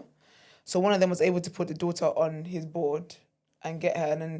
And then they were able to get a lifeguard to come and get him. And they performed CPR on him for 45 minutes. I can't imagine how it was. distraught He drowned in the sea or something, ocean. Beach. Yeah, there was the bad current. Wow. They were swimming. So just normal, just nothing extra. Nothing extra. It's just a current. A current just disrupted. And them currents, man, they will get you. Out of nowhere. It's very sad, man. There's been times I've been on the beach And then, obviously I'm not a strong swimmer, innit?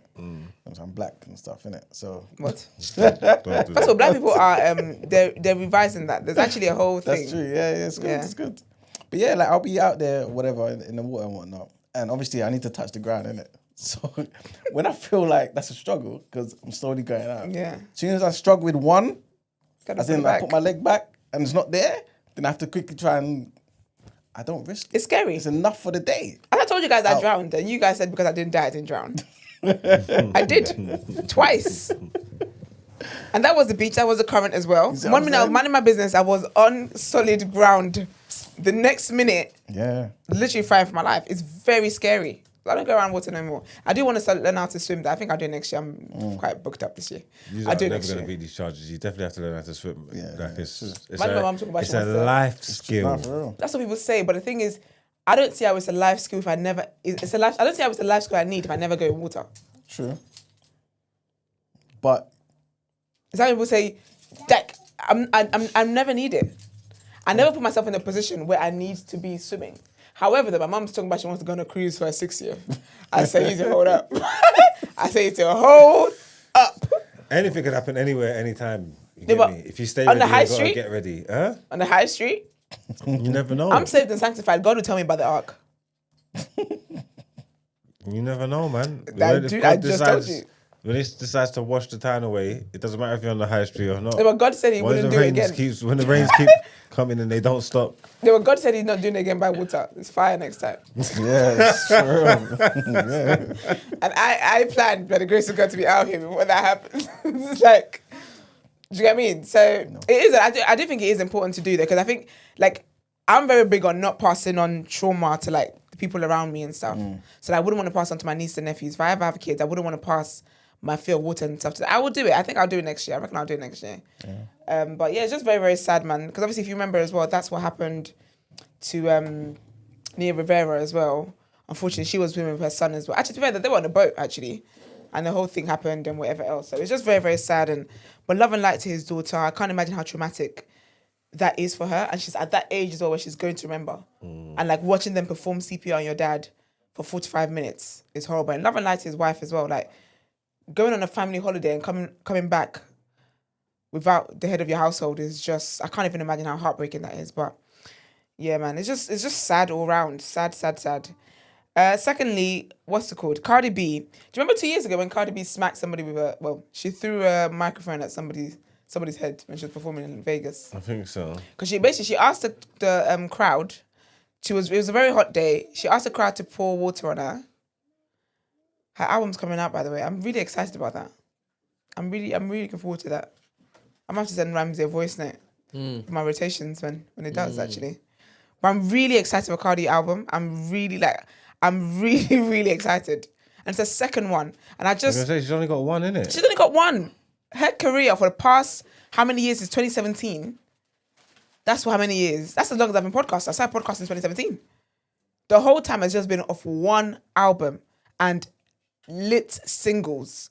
Big up Cardi every single time. But anyway, Cardi said she's being sued. She's being sued for battery, for throwing the mic at that lady. The woman is from Ohio. This happened in 2023. So basically, essentially what happened was that Cardi was performing in Vegas and it was a very hot day. So she asked her fans to throw water at her. But from what I gathered in the video I saw, people were throwing water and whatever. And she was like, it was all in jest or whatever. But this girl I think she threw ice at her or something, or threw the cup or something at her. And then Cardi threw the mic at. And also the reports is like, that time had passed. The time of the water throwing had passed. And then you did that. But anyway, she's suing Cardi 2 years later. Apparently, though, interesting fact I didn't know, the mic was sold for $99,000. Wow. Can you imagine? Huh. And the woman says that this exasperated her emotional distress. I bet if she had got the mic and sold it herself for $99,000, it wouldn't have had emotional stress. We don't even know who the girl is. Whole time. Anyway, she's coming. She's suing she's made the lawsuit, filed the lawsuit as Jane Doe. Girl, we don't even know who you are anyway. But anyway, love and light to the victim here. But apparently, though, there's the word on the road is that the the money from the mic selling was donated to charities. Okay. The Wounded Warrior Project and the local Vegas charity Friendship Circle Las Vegas. Fair. So that's good. But anyway, yeah, so she's being sued for assault, battery, negligence, and some other stuff. So that's the report on that. Let's see what's happening. Someone else who's being sued is Candace Owens. Why is my link not working? Hold on, sorry, y'all. I think I sent myself a video. Did you? About the lawsuit? Yes. Do you want to play it? Yes. Thank you very much. Give it a little context. Trigger warning. We are going to play Candace Owens for those who don't like to hear her speaking or see Do you know what's her interesting? face. I need to finish that video today because I haven't finished the episodes. I need to finish it today before the lawsuit says she has to pull it from the channel. So I need to finish it today. Get all the tea I need to get. I think she will still have it up on her website. Though. Is this a response to the lawsuit? I think so, yeah. Okay, so let me tell people why they're suing in the first place. Okay. So basically, right, Candace Owens, for a while now, has been... Actually, the apparently started in March with her previous employers, where she went on air and said that Brigitte Macron, the president of France's wife, the first lady of France, is a man. Or was a man. I don't know the correct... Oh, she says it is, but because she don't believe in that kind of... Yeah. So she's saying that she's a man, essentially. And they've sent her like different... They've sent her different legal warnings, which they say is why they're now suing her. Because they sent her different warnings to stop, and she's insisted on carrying on and essentially continue to use her fans who love conspiracy theories and whatever to spread this lie. So now enough is enough, and they're suing her for like over 20. It's like 20 different, like it's all defamations, and they've quoted different things that she said and said that she's just spreading this very terrible lie and whatever the case is. We don't know how much they're suing for. Or also, Brent is filed in Delaware, which is where she sues, because they're also suing the company, production company as well. So not just her, the production company as well. So they're suing across the pond, basically. What's the main thing? That's really the main thing, that she's just out here spreading lies, spreading misinformation that is hurting them. And I had another link that gave me way more details. Yeah. So some of it says that she's used this false statement to promote her independent platform. So essentially she's using this story to try to promote her show and whatnot, and gain notoriety and make money, and that she's caused tremendous damage to the Macrons, and that every time the Macrons leave their home, they do so knowing that countless people have heard, and many believe, these vile fabrications. It is invasive, dehumanizing, and deeply unjust. They also said that what people forget is these are human. This is what the lawsuit says, is that what people forget are that these are human beings. They're a married couple. They have a social life. They have a private life together. They have the same feelings and the same hurt from these sorts of defamatory statements as anybody would. And it does have a material impact on them. So they are suing her for for 22 counts of defamation, false light, and defamation by implication, basically. And they said they basically tried to help her by giving her all those warnings, but she doubled down. So here they are. And that, apparently they're going for a substantial award. So, let's see what happens. Apparently, President Macron has never denied that. He apparently has just come out and said in the past that the worst part of having to deal with the worst part of being a president is having to deal with false information and fabricated stories, and people end up believing them, and it disrupts their life, even in the most private moments. And obviously, we know about the time when his wife slapped his head, but they're saying that not making light of that, by the way. Domestic violence is bad, but they basically said that it was just they were bickering and they were playing. I guess they're play fighting, standing up at the exit of the plane. Fair. But anyways, so Candace Owens obviously did respond to it, and you see what her response is in the video Brent's about to play. Okay, thank you very much. You were born a man and you will die a man. Damn. That's the point I'm making. So give us a sample. I'll send my doctors to take your blood. Figure it out real quick, however you want to go about this. Hey, how about just giving us some pictures again of you growing up? Raising your children. That would be fine. For whatever reason, to phone, by the way, like I said, we'll get to the bottom of it, right? That is what discovery is for. And ask a lot of questions.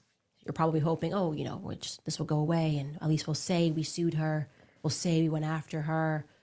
She'll probably file for this to get dismissed. I'd like to make it to discovery. I think that we owe that to the world. Anyways, you guys, we are revolting against this. We're revolting against the perverts that run the world. And I want to be very clear here. I count you among them. I think you're sick. I think you're disgusting. And I am fully prepared to take on this battle on behalf of the entire world. Okay? That's what I'm going to say. On behalf of the entire world, I will see you in court. For the city. She said, I will see you in court. Shout out Kofi. I know during this time, I don't think you're going to be comfortable at all because you don't want to hear any of this slander, any of this negative press against your people, them. But what's kind of his people, them? No. Or is he French? The Macrons and whatnot. Oh, is it? Yeah. He's French? Yeah. No, he's not French, but he basically called us... conspiracy theorists. Yeah, and false news. Platform. Yeah. But he's suing us. So... I hope it is that you're going to be tuning into this platform as it is that we are going to be covering this. Kofi. Shout out you, bro. Shout out you. But yeah, and then she also said that they're doing this because obviously they lost the other situation. There was a local lawsuit that they had. Yeah. It's a French journalist. Yeah, with a French journalist. But she's also said, part of what she said on her show yesterday was that they're doing this because they lost that one. But then she's also saying that you're just gonna regret doing this one, and that Brigitte is making history as the first lady who is suing across the pond, basically. Yeah, so it'd be interesting to see what comes of this. They can't lose this one.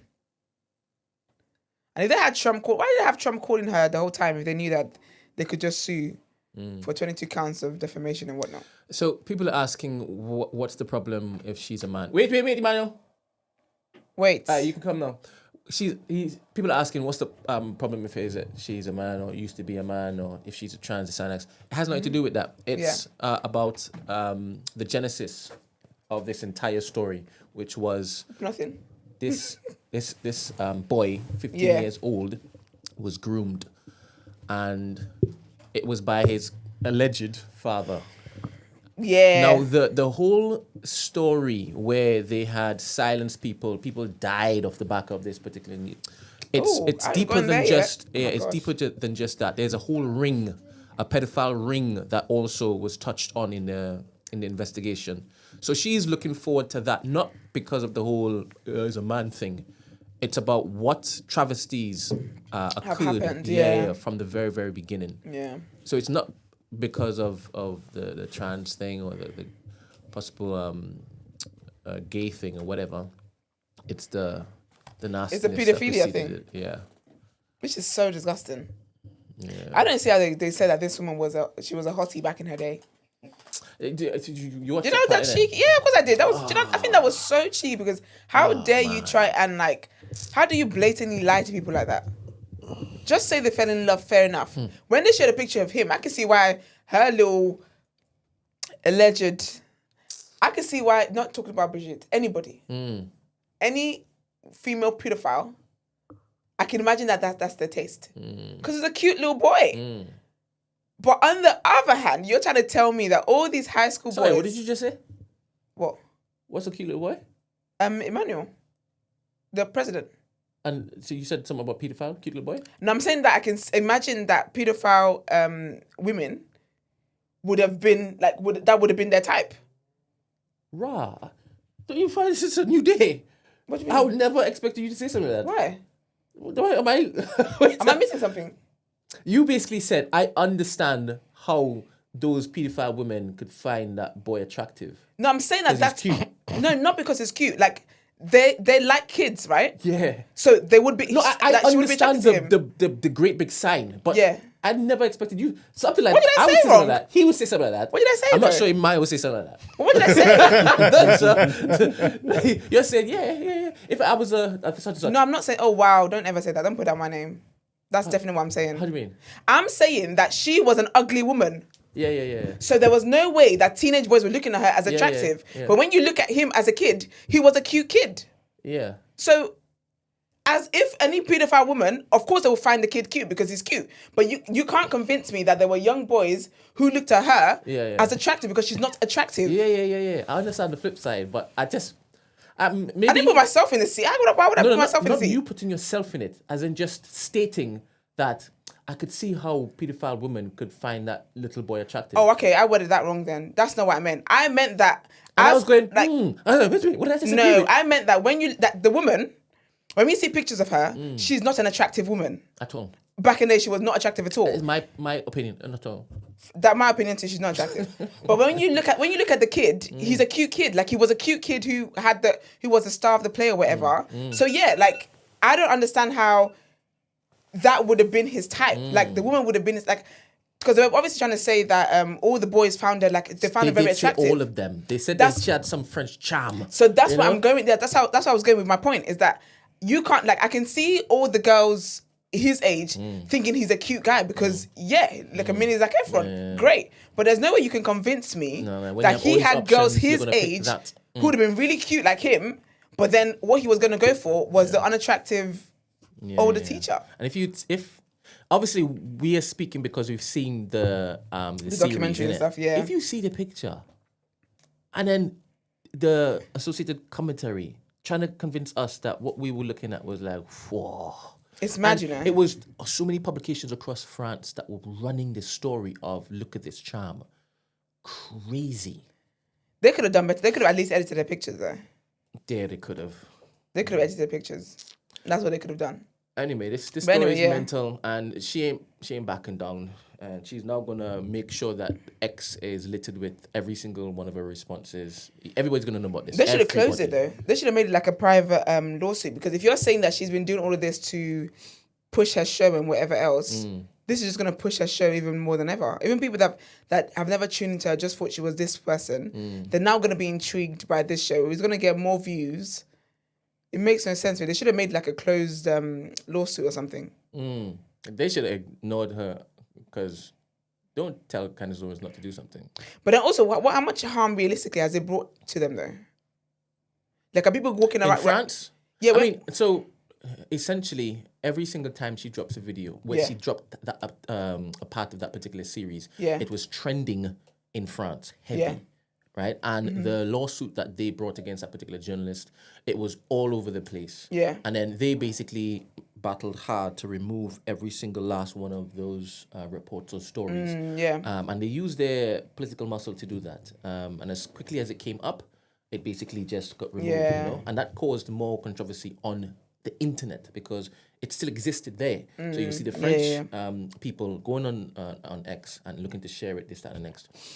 But this is different because now the Western world is going to know about this like heavy. They can't lose. Heavy.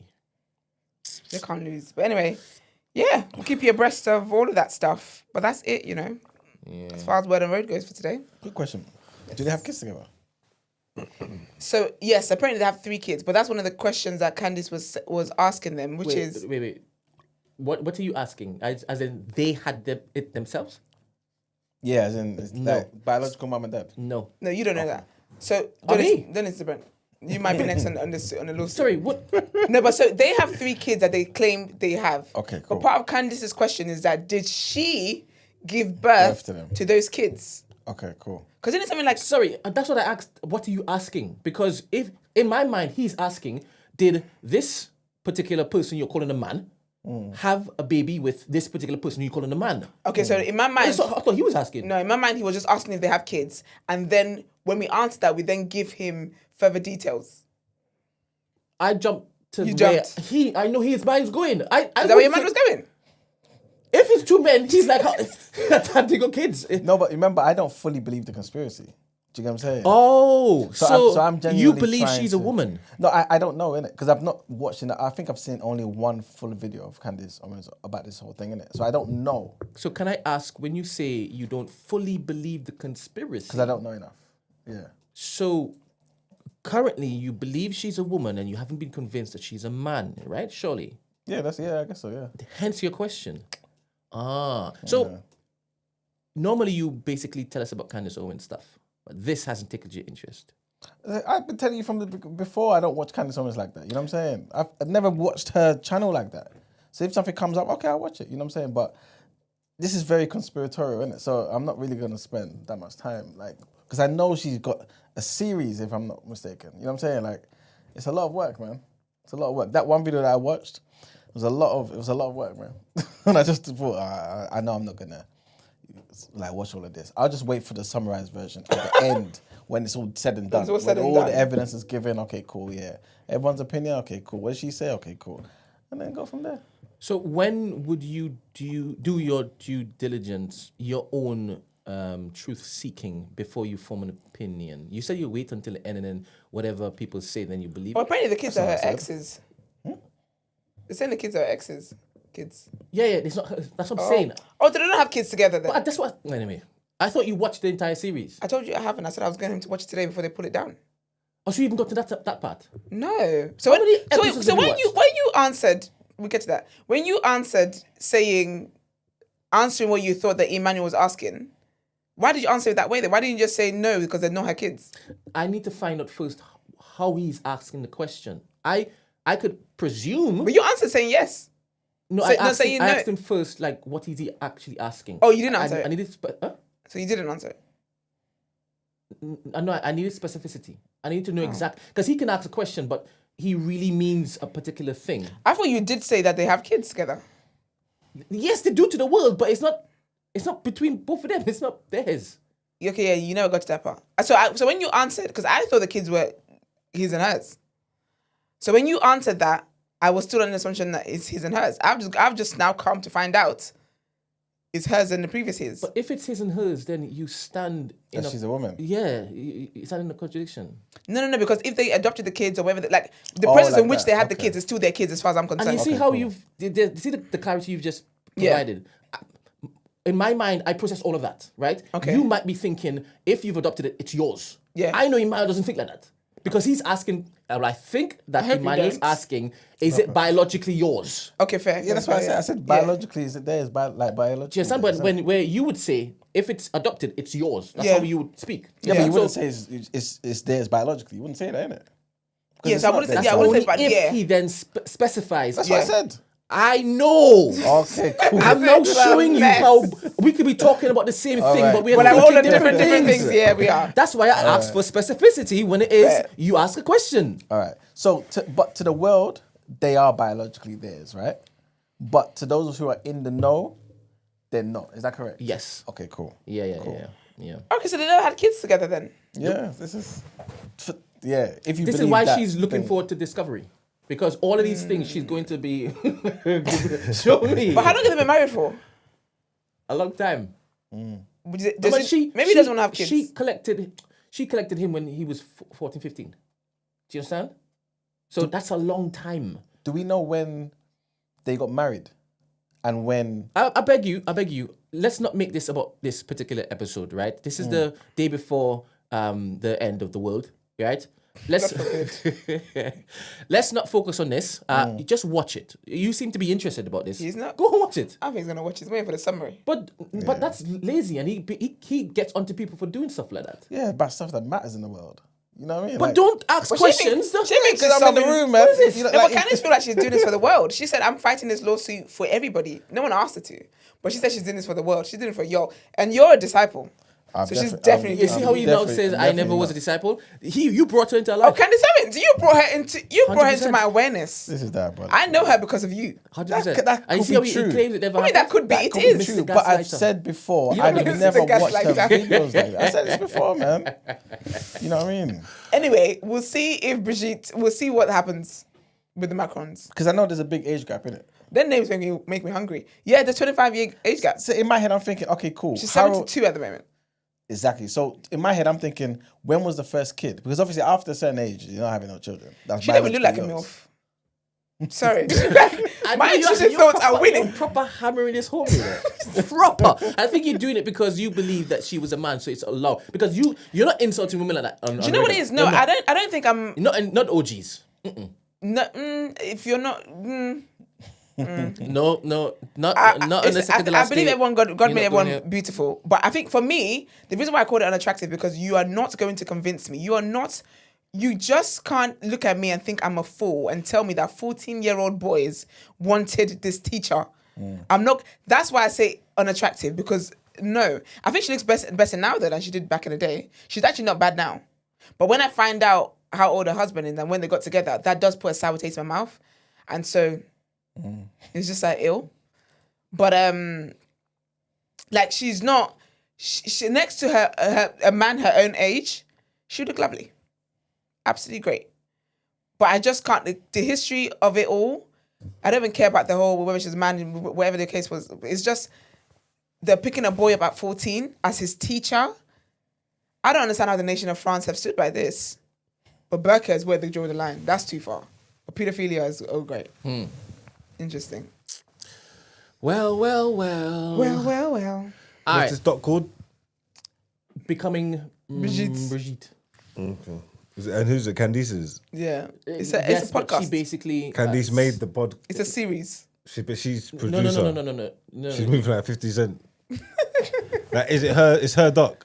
Yes and Yeah. no. Mm. What do you mean yes and no? Good. You're asking good questions. There is a French journalist who she basically sits down and interviews at the end of the documentary, so that she could basically give credit to a lot of the citations and references that she basically shared in the doc. Okay. So he basically started it. Okay. So it's hers and his. But obviously he knows she has a massive platform, and wherever it is that I can get some help to amplify this thing, because it's not just this, it's the whole French system. Like I said, there's a ring that they uncovered whilst doing all of this, and it's sinister. So when you watch it... Oh, so her mission statement is not just homegirl, she's trying to take down the whole French. Well, I think it's, from her point of view, remember she's a Catholic, right? And she believes that there is a particular percentage of people in the world that are controlling everything, and they're leading the world to absolute depravity. So she feels she is divinely called to do things like this. And part of this particular story touches on this particular French filth. Okay. Yeah, and people in high places doing this particular thing. And she's wondering, if it is that I have found this, and you other government leaders, you know about this, so you're probably in on this too, somehow. So when she finds a thread, she's going. I just checked here. They ain't got no kids together, man. She got 3 kids from a previous marriage, but they themselves, they haven't got any kids together. You are. What happened? You're on the YouTube speed. I was thinking they told you that. We did this, yeah. No, he needs to verify it. I said it. Okay. Fair. Yeah, but apparently someone said this. The age of consent in France is 15. I'm sorry. What? That's got nothing to do with anything. Guy's still grooming. That's nasty as heck. I think it was changed to 15, in fact. And he was responsible for passing that law. For that passing that law? Yeah. Again, where are his parents in all of this? That's his father, allegedly. Do you know what? Just wrap this up. But this is what was in the... No, but me saying, where's his parents? Like, that's his father. That was what was in so where's the mother? Series. Isn't she a scorned woman?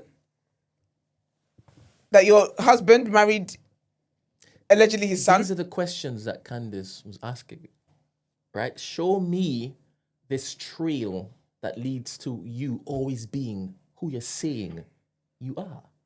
She went to he, as in the investigator, went to the school and then asked for these pictures. One of the pictures that they got, right? Uncanny resemblance to such and such. I don't want to spoil it for y'all, For those who are To who? interested. The dad. No. Well, yes. But anyway. This would be such a scandal, you know, if this is actually... But now I don't think I'll be so shocked there because this world is just upside down.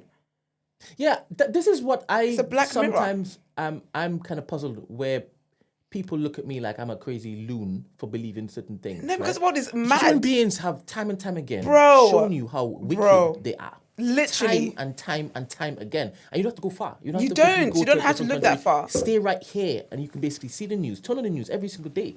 We're currently living in a The upside dystopian down. world. We are. Right? And we're seeing it every single day. And they come to me saying, how could you basically spend time believing in this? What are you talking about? How could you not? Yeah. How could you not? Man? I got the same eyes as you. I got the same ears as you. Surely give them the benefit of the doubt. Why? Why would I do that? Why would I do that? They are crooked, corrupt, wicked. Why would I give them the benefit of the doubt? I just have to make sure and say allegedly before I say anything else. Please make sure. I'm not going to be here I've been anymore, doing Brent. that. I've been doing that. Okay, you're getting better, to be fair. I am. Oh, please. I am. And remember, I'm not going to be talking on the pulse or anything. So Thank God.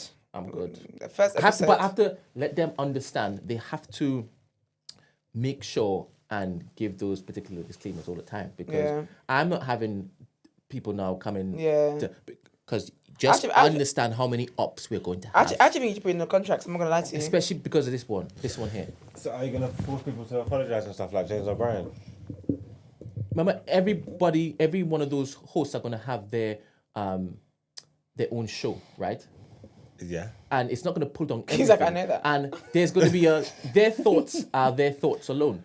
This Doesn't thing is represent created so that TV. there is a diversity of thoughts coming out. Okay, But you're gonna put a disclaimer I'm gonna have pro such and such, anti such and such, right? The same people you're talking about, I'm gonna have pro ones. I don't know who can we get that is pro. But what about if you get pressure from the top? You know what? He is the top. Pro what? Stephen. No, but when he's lobbying for We have to get a couple of them to still the waters and then confuse them. I'm Jewish though. I'm Jewish. I'm Jewish. Okay. What if you get pressure from the top? What's that? Where do you think the top is? Where do you think the top is? Where do you think the top is? Well, you ain't finished like your Me, Jesus Christ. Jesus Christ. Okay, no. You Okay, ain't maybe finished no. your funding. You ain't finished your fundraising. Your fundraising. So when your lobby, when the lobby says to like, you know, you have to apologize for that because obviously this is our thing and our people. It's going to be so very, very interesting how all of this stuff is patterned, right? One, I want us to focus on our business. I don't want us to spend disproportionate percentage of any sort of air time focusing on talking about other stuff. If we focus on our stuff, right? If anybody decides to come into our arena and trouble us, then let's finish them with the plum. But let's get back to focusing on us. Do you understand? I don't want us to get distracted because that's exactly what would happen. Do you understand? I want as many allies from them as possible to basically say, no, what they're doing is a good thing. What they're doing is a good thing. I think you should put it into people's contracts as well, though. They will be. To say, like, that is very important. I won't be saving you. Because, okay. Mind your business. Sorry, go on. Is this the before? Because you might have to have people apologize and stuff like that. Because you got to think about the bigger picture. Are you opposed to people apologizing for things that they've done wrong? I'm not. Marks. For the bag. Huh? If they feel they've done something wrong, are you opposed to them apologizing? If the person feels that they done something wrong. Now, if they feel it's different, though, that's a different question. All right, so no, what the question if they're is if they're pressured into apologizing. Yes. If they've done something wrong? No, but not if they've done something wrong. These If are the two public different believe they've done something wrong, are you against people apologizing to save their job or to save the network? If they believe they've done something wrong. There's no or save the company. Yeah, don't say that because, like I said, we're running regardless, right? Yes, there are certain things that might be more difficult, but I'm not relying on those particular. I get you. Yeah. So when you say the network, I get you because even though these individuals are their own individuals, they are still under your network. So to an extent, they still represent your network. Oh, 100%. So, that's how it was seen, yes. Yeah, exactly. So I'm talking about not how it really is. I'm talking about how it's being seen by the public. Yes. So are you opposed to people apologizing for those reasons, basically. No. Oh, so, crap, do it and then come back because I want you here for this discussion. I thought you were more radical than that, more militant, more, let's do the thing that you think that we're not going to do because you think that we care about you cancelling us. I thought that you were on that wave now, but I guess you're not. No, but obviously I don't want nothing that's going to affect the Look, bottom line. do you even believe what you're saying? You're smiling and saying, but I don't want everything to affect you a bit. I don't want anything that's going to Can't we pattern ourselves so that we're impervious to that? I don't want anything that's going to affect the bottom line, innit? Yes, I hear you. So, yeah. Ideally, we want to put ourselves in a position where we're impervious to that. Yeah. Also, it's checks and balances. It's very important that we are always on the right path with what we're doing. And once we're on that particular principled path, I am going to go to war for any of my family members who are being piled on, right? Even if... Is that going to go to like a voting system? Like a board member. Yeah, like a board member. Like, are you just taking me into battle? No. I am saying what I'm saying now. Is there any battle you see fit? This is good. Willy-nilly. This is good. Are you just walking me? This is good. This is good. Do I get a say? It's very important that you understand.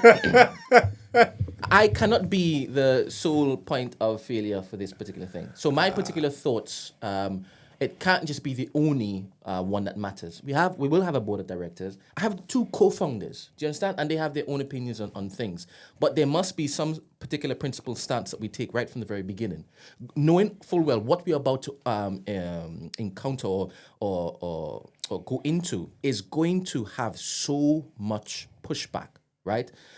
Do we care more about what it is that we are building and who it is that we are building it for? Or do we care about making sure that we don't look to ruffle feathers in the communities that have lobbying power? What is it? Is there a finer balance than me just saying those 2 particular options? Yes. Every single case must be taken in its own merit, weighing up this and next. But when it comes to me defending something that's wrong, I can't do that. I don't think that's right. I hear you, but what I'm trying to say is, and I get you, I'm definitely on board. Yeah, what I'm trying to say is that obviously, I say like after you go and do more fundraising and people buy into it, so it's still us.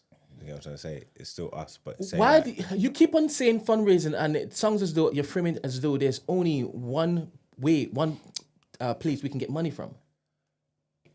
No, there's loads of places you can get money from. So when you keep saying fundraising, is that just like that's the only avenue I should focus on? So I should just forget all of my principles and values and do and say everything that will get me the money? No, but I'm saying no. If someone came in with lots of money, that's going to give them lots of influence. You know what I'm trying to say? So lots of money is going to give them lots of influence. Could be a black person. Or it doesn't even... Okay. Like, I'm saying a black person, whatever. But because of they give lots of money, they got lots of influence. Yes. You might do or say something that doesn't align with what their plans are. Yeah, okay. So then they're going to tell you, Brent, you need to fall back off that. Okay. I like having these conversations, but I need more. Give me more. Give me a scenario. Because even when you say lots of money, lots of influence, how we've already patterned the share system, you're not going to have enough to basically sway what we want to do. Do you understand? And it's important that that's the case, so that we are not influenced by people just buying shares, and then now they have the majority, they could say, this is how you pattern the company. I will dissolve the company and go and start another company. Do you understand? That's not happening. Okay, why am I even going through all this to fall back into the same cycle again? I forgot you had those things in place. Yes. The 3 co-founders are the waviest here. We are thinking about all of that, and we don't have to basically look to sacrifice our morals and ethics in order to get the P. I'm not interested in that at all. Just checking. Integrity. So I was asking you.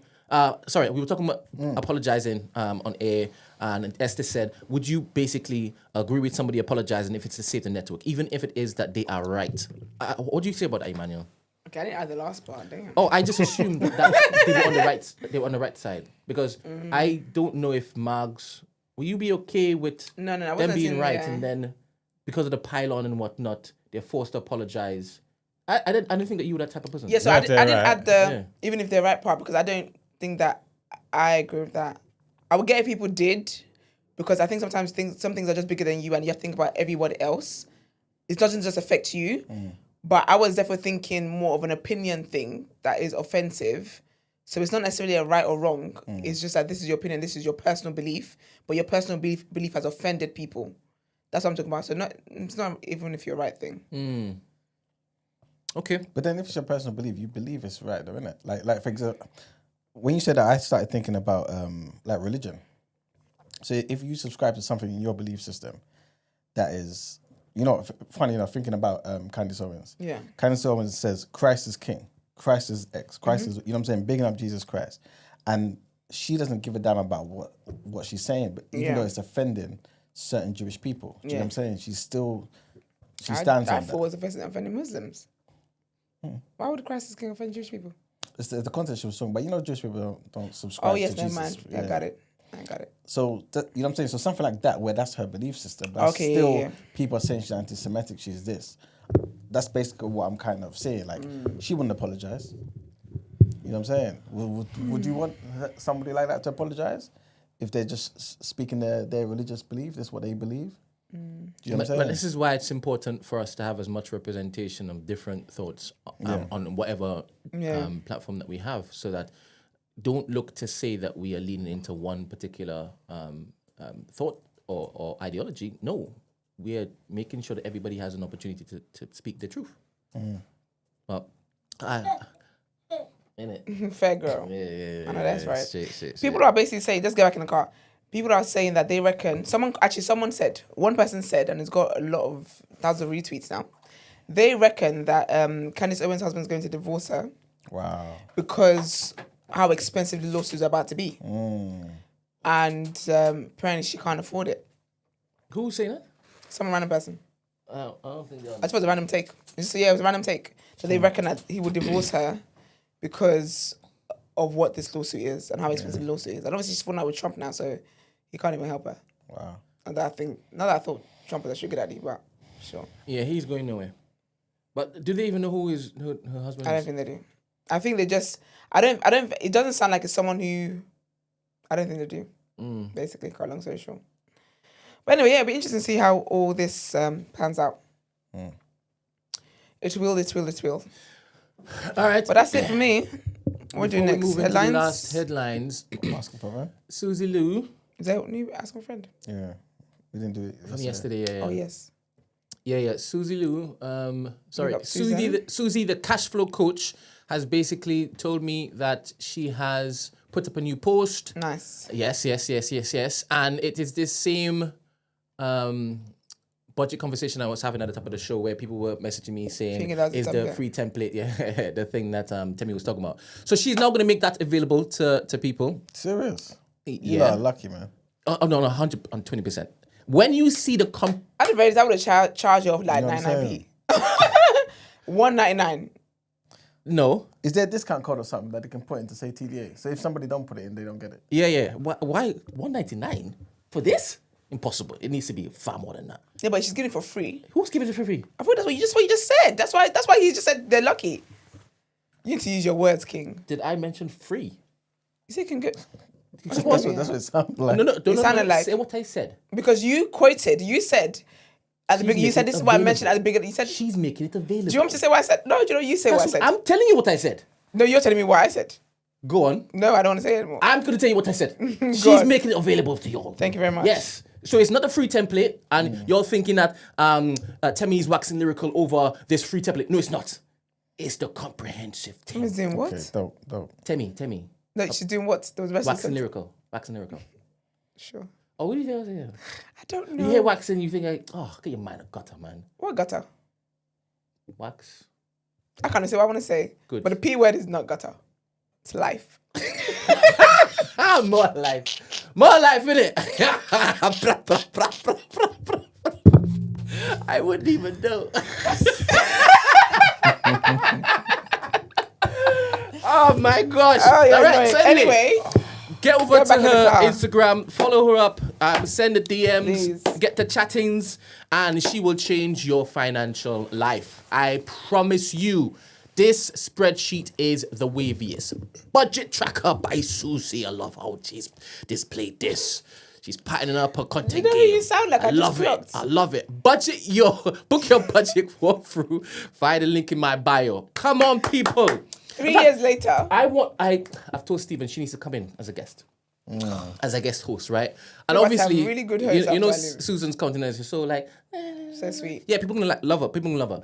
But it'll be easier for people to relate to Yeah. the importance of this. If it is that you can ask certain questions and you set this up, But I'm telling you, it is life changing. I clocked finally that when you talk like that, you sound like a bashment DJ. Is it? Like a dancehall DJ. Well, how did it? How you sound? Ribbity. No, it was a way. One there was a way time. All right, Ask for a friend. Just move on. I've never been to a bashment rave. I don't even know what they're doing there. They do what you're doing. Next.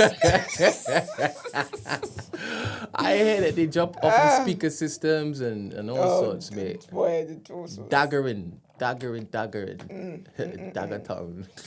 Say Dagger Town. Oh man.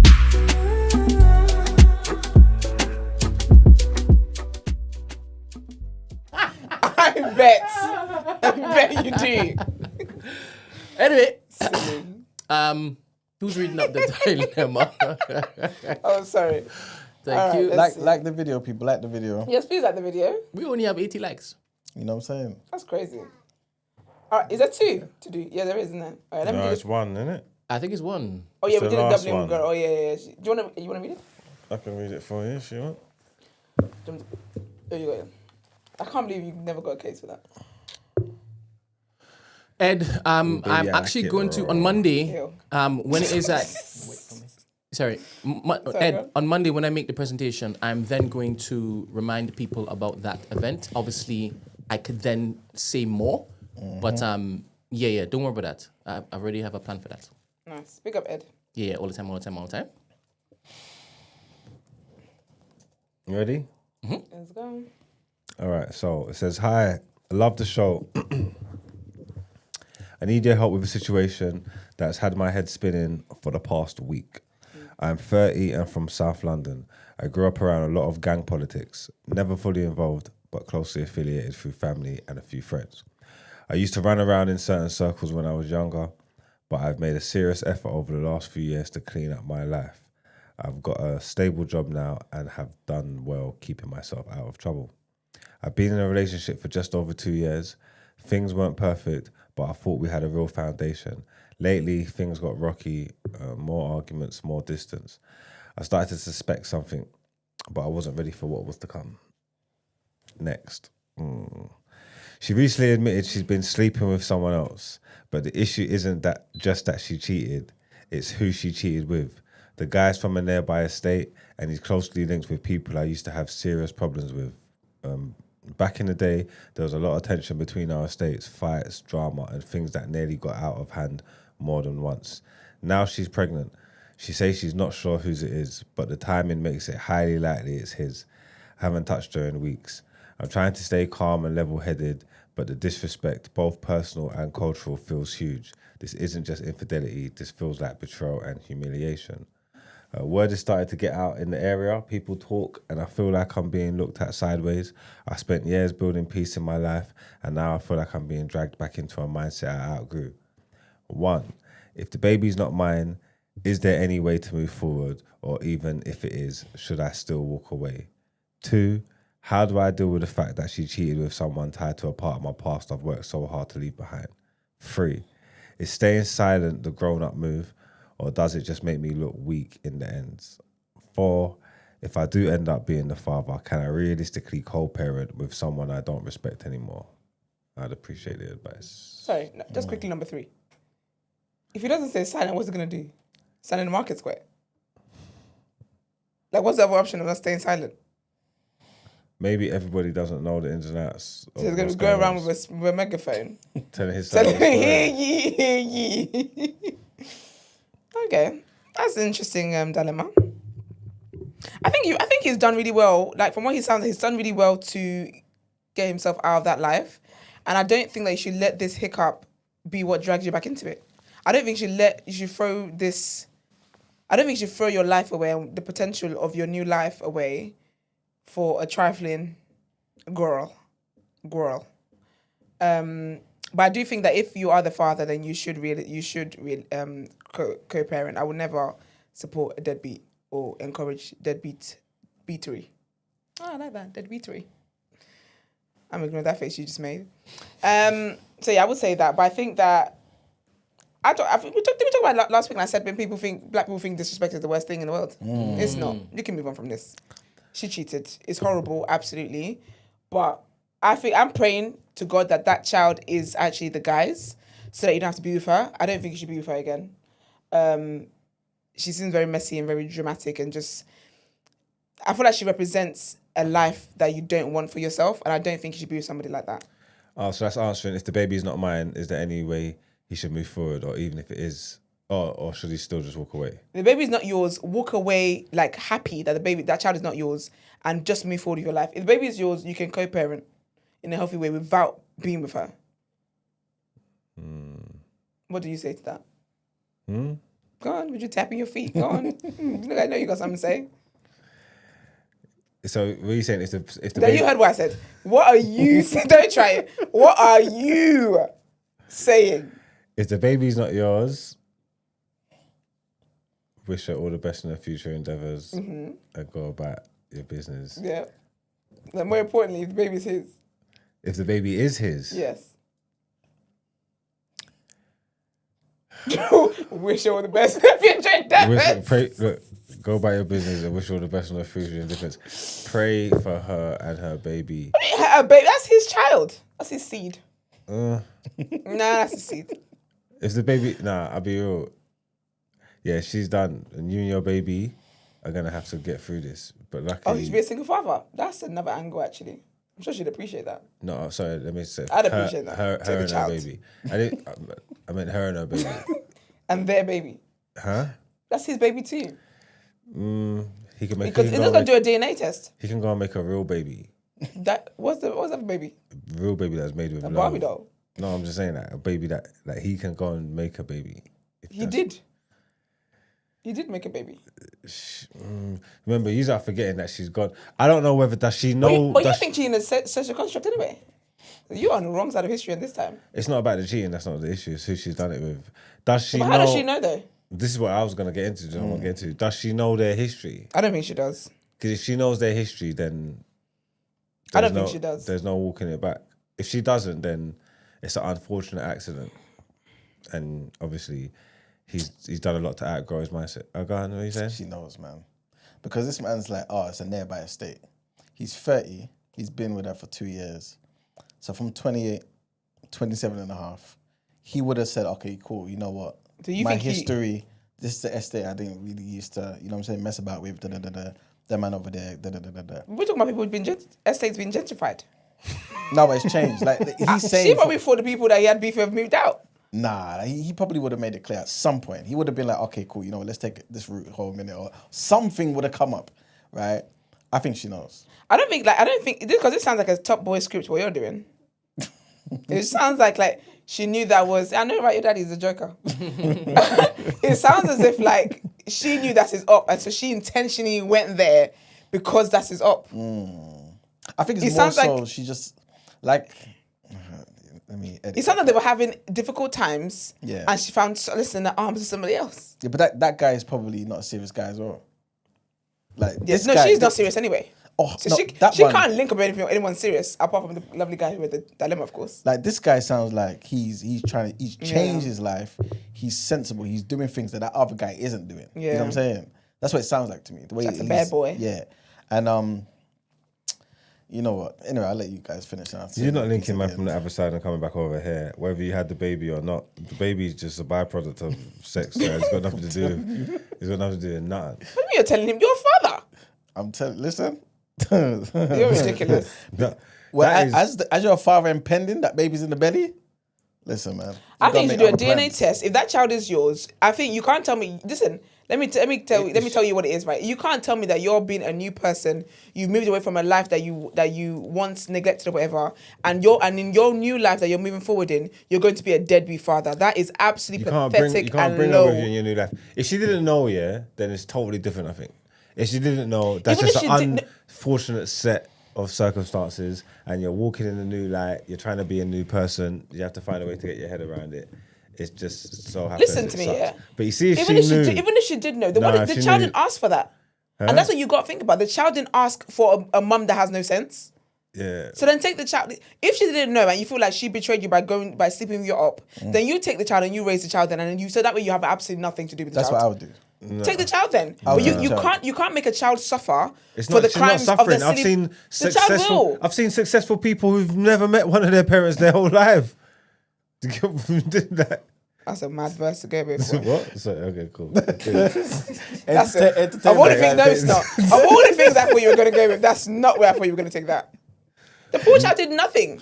Like, if it's really his kid, if it's his child, then you take the child on. Take You said the child, man. exactly. That Use child your don't need village. that woman as a mum. I'll be real. Use your village. Yeah, do what But you people gotta do, cheat. Man. People cheat all the time. When men are cheating, no one's biting an eye talking about it's the child. So I like when women operate in men's field. Nah. I do. Don't stoop to the level. No, be better. Because you're the same clown. One time they said, "Oh, men, we know how we are. We want you guys to be better." No, I don't want. I want to be as low as you. I want to go low with you, baby. We all be in hell. Low. Let's all go low. You go lower, I go lower. Let's see who gets to hell first. Not me. I'm saying sanctified, but yeah, I don't think you can't abandon your child because the mother of the child, betrayed you. And this is the problem. This is why I think like a lot of people in romantic relationships, they only like the children as long as they're cool with the parent. And that's wild, you know. Then you break up and then now the child has to suffer. I didn't ask for either of you clowns to be my parents. Yeah, man, you can't be a deadbeat and talk about you're a changed person. If you are a deadbeat, you might as well just go back and pick up guns. To be fair, you're just throwing her around, deadbeating her. You don't understand. I'm I not can't be throwing around this woman. I can't even be in her vicinity. Allow me. Then you have to get over I don't want nothing it. to do with it. Every time I look Listen, at this baby, I see her. As an adult, if you have sex with somebody, you have got to come to terms you might have an offspring with them. People need to stop being silly and acting shocked when people are pregnant. You go to the other side. You got to take it on. I could be a deadbeat all you want, whatever.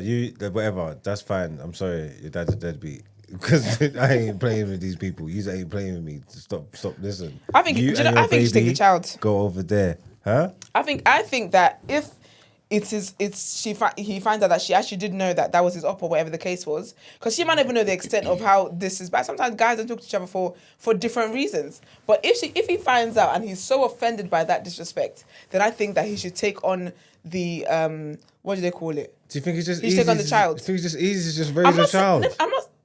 Women do all the time. Yeah, but you're tough, right? You guys are the head of the household. Yeah, but you got a different. No, you guys are the head. No. Got a different skill set. No. You guys are the head. You guys know everything. You guys are logical. You guys are not emotional. You guys are just perfect. You're the best thing since sliced bread. So you can definitely raise. Remember what they always say? They always say that the kids that are raised in single mother homes always turn up to be criminals. But the ones that are raised in single father homes turn out to be scientists. Go raise a scientist. You go raise a doctor. How about that? I don't know about all that. I think it should. Anyway. But hopefully that's not what happens in it, because especially if he's saying, you know what, the timeline is not matching it. Like you pretty much said. Also, you'd be surprised how a uterus works. God damn it. Well, let's just hope it works in a way that is. I hope for his sake it's not his child. 100%. Because I think that for someone who's working so hard to improve his life, it would be nice for him to just be able to move on clean and just move on to the next. I don't think she should get back with her. Never. I feel like she's like, okay, not with that kind of tone. That's not what I meant. Never. I don't think that what's it called? I just don't think that I just don't think that he should be with somebody who triggers or reminds him of his old life. I think he should just move forward with that, and he should be with someone who also wants a better life for themselves. Mm-hmm. On that front, I agree with that, but I do think that if that child is yours, you're gonna have to deal with it. Like, it's unfair for that child to have to live in a home without an active parent because their mum was less than smart once. So there's that one anyway. Then he says, how do I deal with the fact that she cheated with someone tied to a part of my past I've worked so hard to leave behind? Unfortunately, SHIT happens. Can't say the word, there's a kid in the room.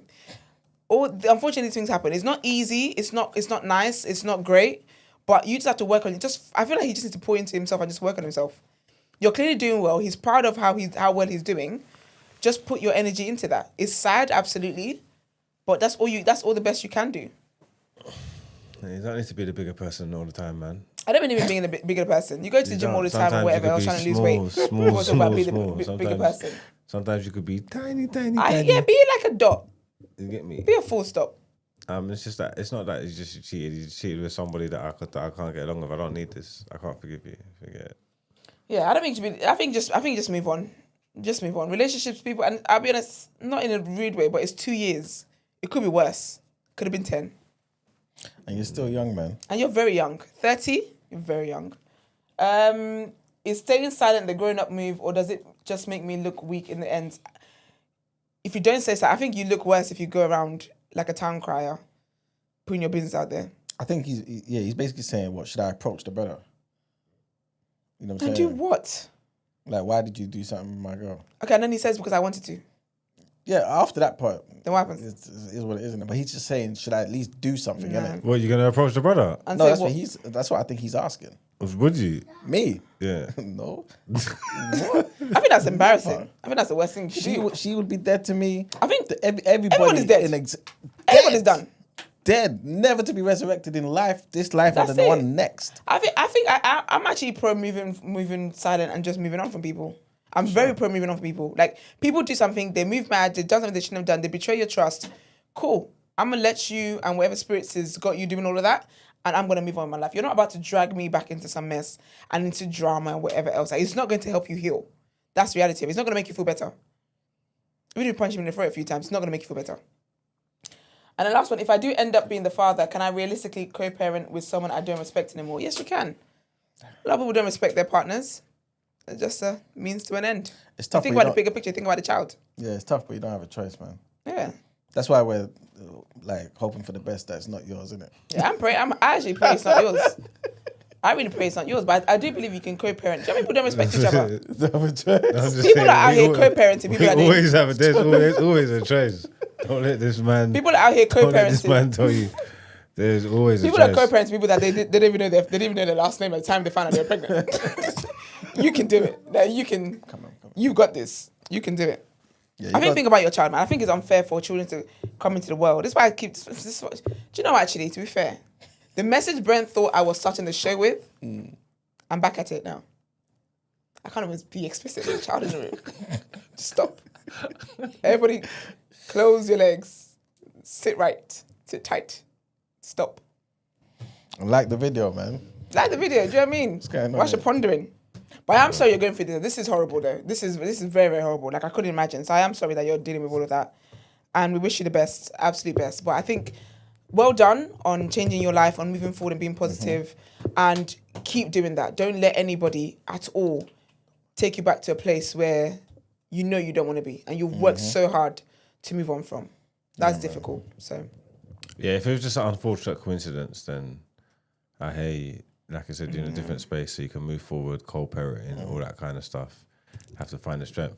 But if that was done on purpose, that is vindictive, evil, spiteful behaviour, and it's best to just take yourself out of the whole situation. Yeah. Take yourself and the baby with you. Yeah. The baby with you. I'm here for single fathers. Yeah, that's the kind of thing I'll do, to be fair. I'll leave the baby with you. Because you got your degree and everything. You can watch the child. I wouldn't want to be a single father, and I love my youth. So man, like, what's man talking about? That's why I love when we have this conversation. From a place of love. I think, because in my mind, I'm hoping that it makes men realize and appreciate women more and stop cussing them for their failures as a single mother. Because it's hard work. Nah, it's tough. And you know it's summertime now. So she's got to think about what she's going to do with the kids for 6 weeks. That's why I've got all my days out, all thing. I've got all midweek stuff and that. There you go. Monday and Tuesday I had my youth. I couldn't even pull up. There you go. Don't even ask me if I wanted to do the extra days. You had him. You had him. That's my kind of thing. Press the bell, open the door, baby's already there, I'm in the car, I'm off. Now I'm off. But anyway, good luck to you, babes. All the best. Yeah. And love and light, babes. But yeah, last headlines.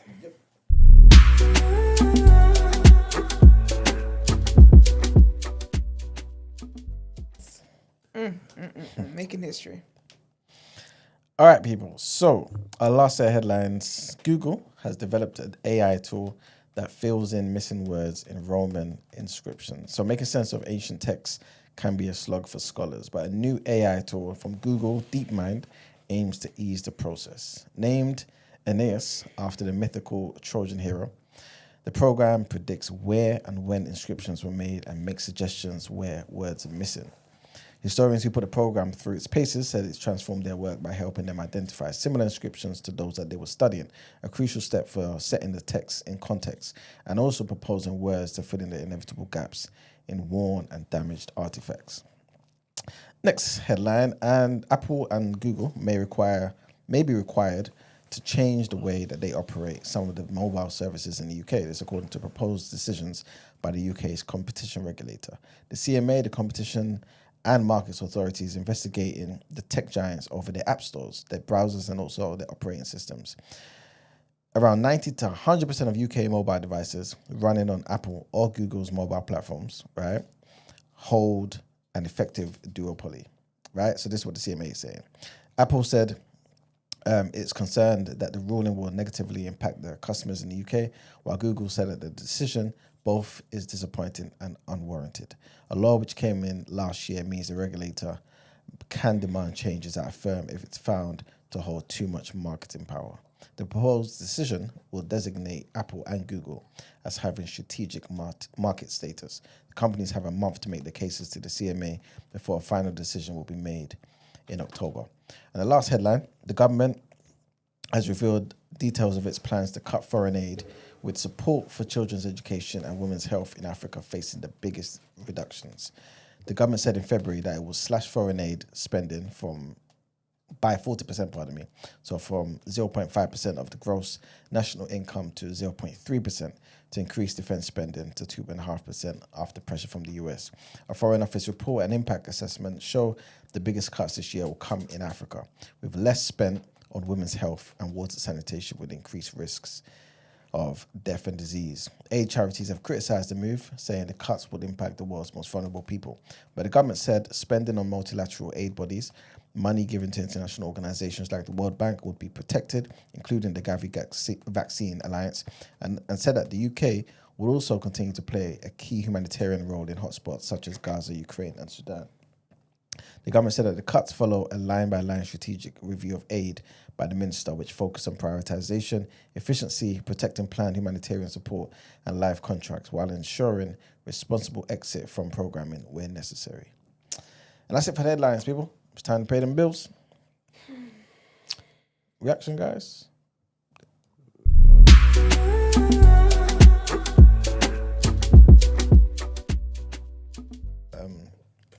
Party.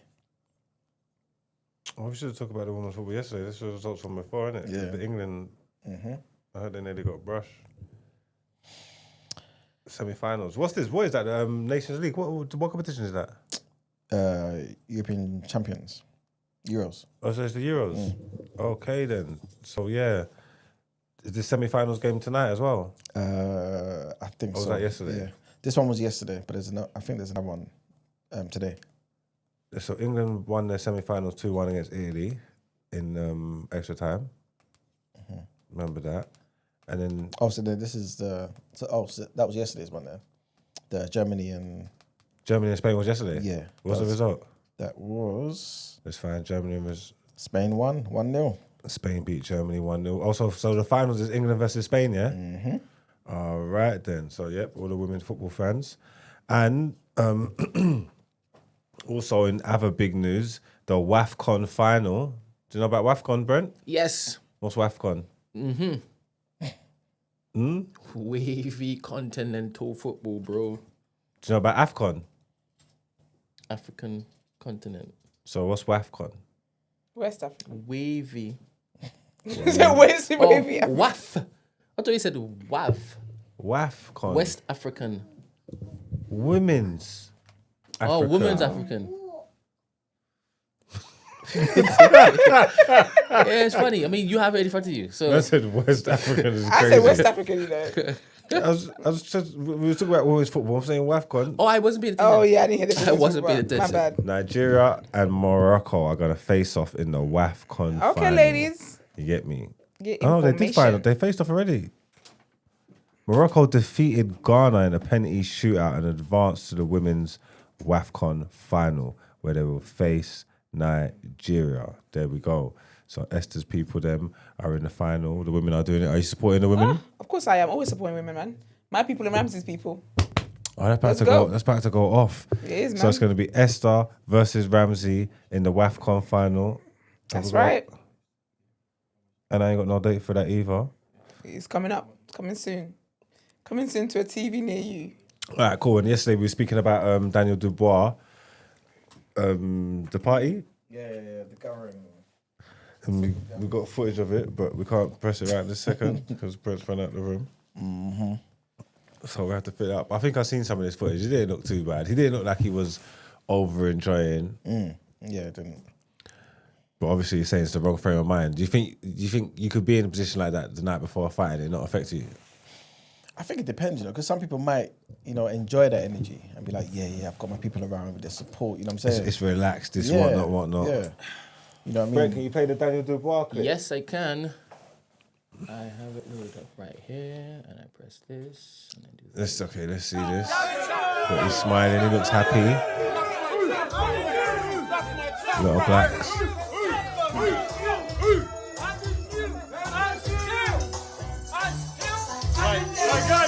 Okay, Candy. Got his hat to the side. Clearly with gang members. I'm just saying. Okay, he's quiet. I mean, but what I also heard and he was, lost.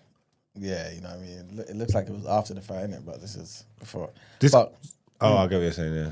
But what I did hear, though, also, don't know if it's true, is that at some point he had asked his dad if he can go for a drive in it, because it just felt like it was like too much going on in it. He wanted to be by himself. So if you're hearing that, if that's true as well, then it's like, okay, cool, this is affecting me.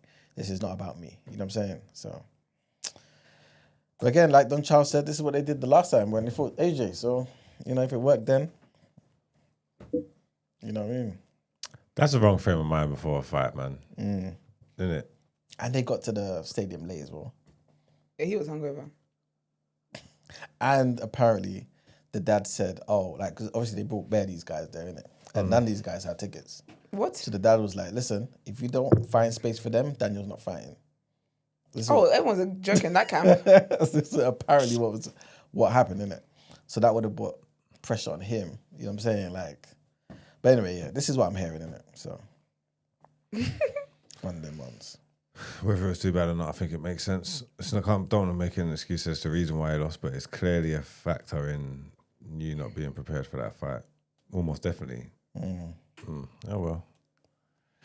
well. That's the end of the reaction. Let's wrap this bad boy up.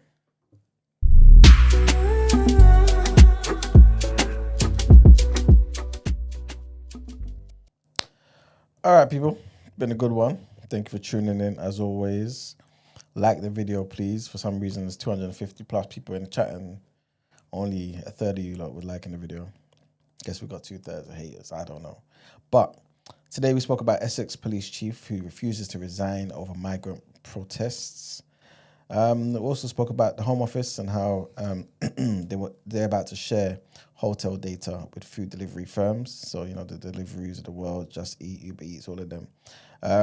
Also spoke about Emmanuel Macron and his wife, man, suing Candace Owens for defamation. Where do I find that documentary on YouTube? Yes. Okay. Becoming Brigitte. And we spoke about, we asked the question of whether this is still Britain if we don't hear any English on the high streets. You know what I'm saying? And we spoke about the gang leaders who are amongst the first to be hit by small boat sanctions, and the young men in the UK apparently being more likely than women to live with their parents. And also the sad news about the mother and two children that were killed in a shooting in Northern Ireland. We also addressed our good brother's dilemma, man. Wishing him the best, of course. Yes. And we spoke about Google and how they developed an AI tool that's going to help scholars fill in missing words in ancient texts and Roman inscriptions. And we spoke about Apple and Google basically being in trouble, basically. They're being sanctioned by the CMA. And we spoke about Africa and how, unfortunately, the governments in many African nations will be affected hard by the UK's foreign aid cuts. And that's pretty much it, I believe. Don't forget to like, yet again, please like the video, subscribe to the channel, all that great stuff. In case you missed it, Brent has some interesting announcements, exciting announcements actually, on Monday. Mm-hmm. You're going to want to tune into the episode. That's it really. We'll see you guys tomorrow. Don't forget, it is Esther's last day tomorrow. It is my last day tomorrow, and be here man. bright and early. We've got a packed show. We and do. A fantastic farewell. I'm going to give you all some tea before I leave. All right, later. Peace.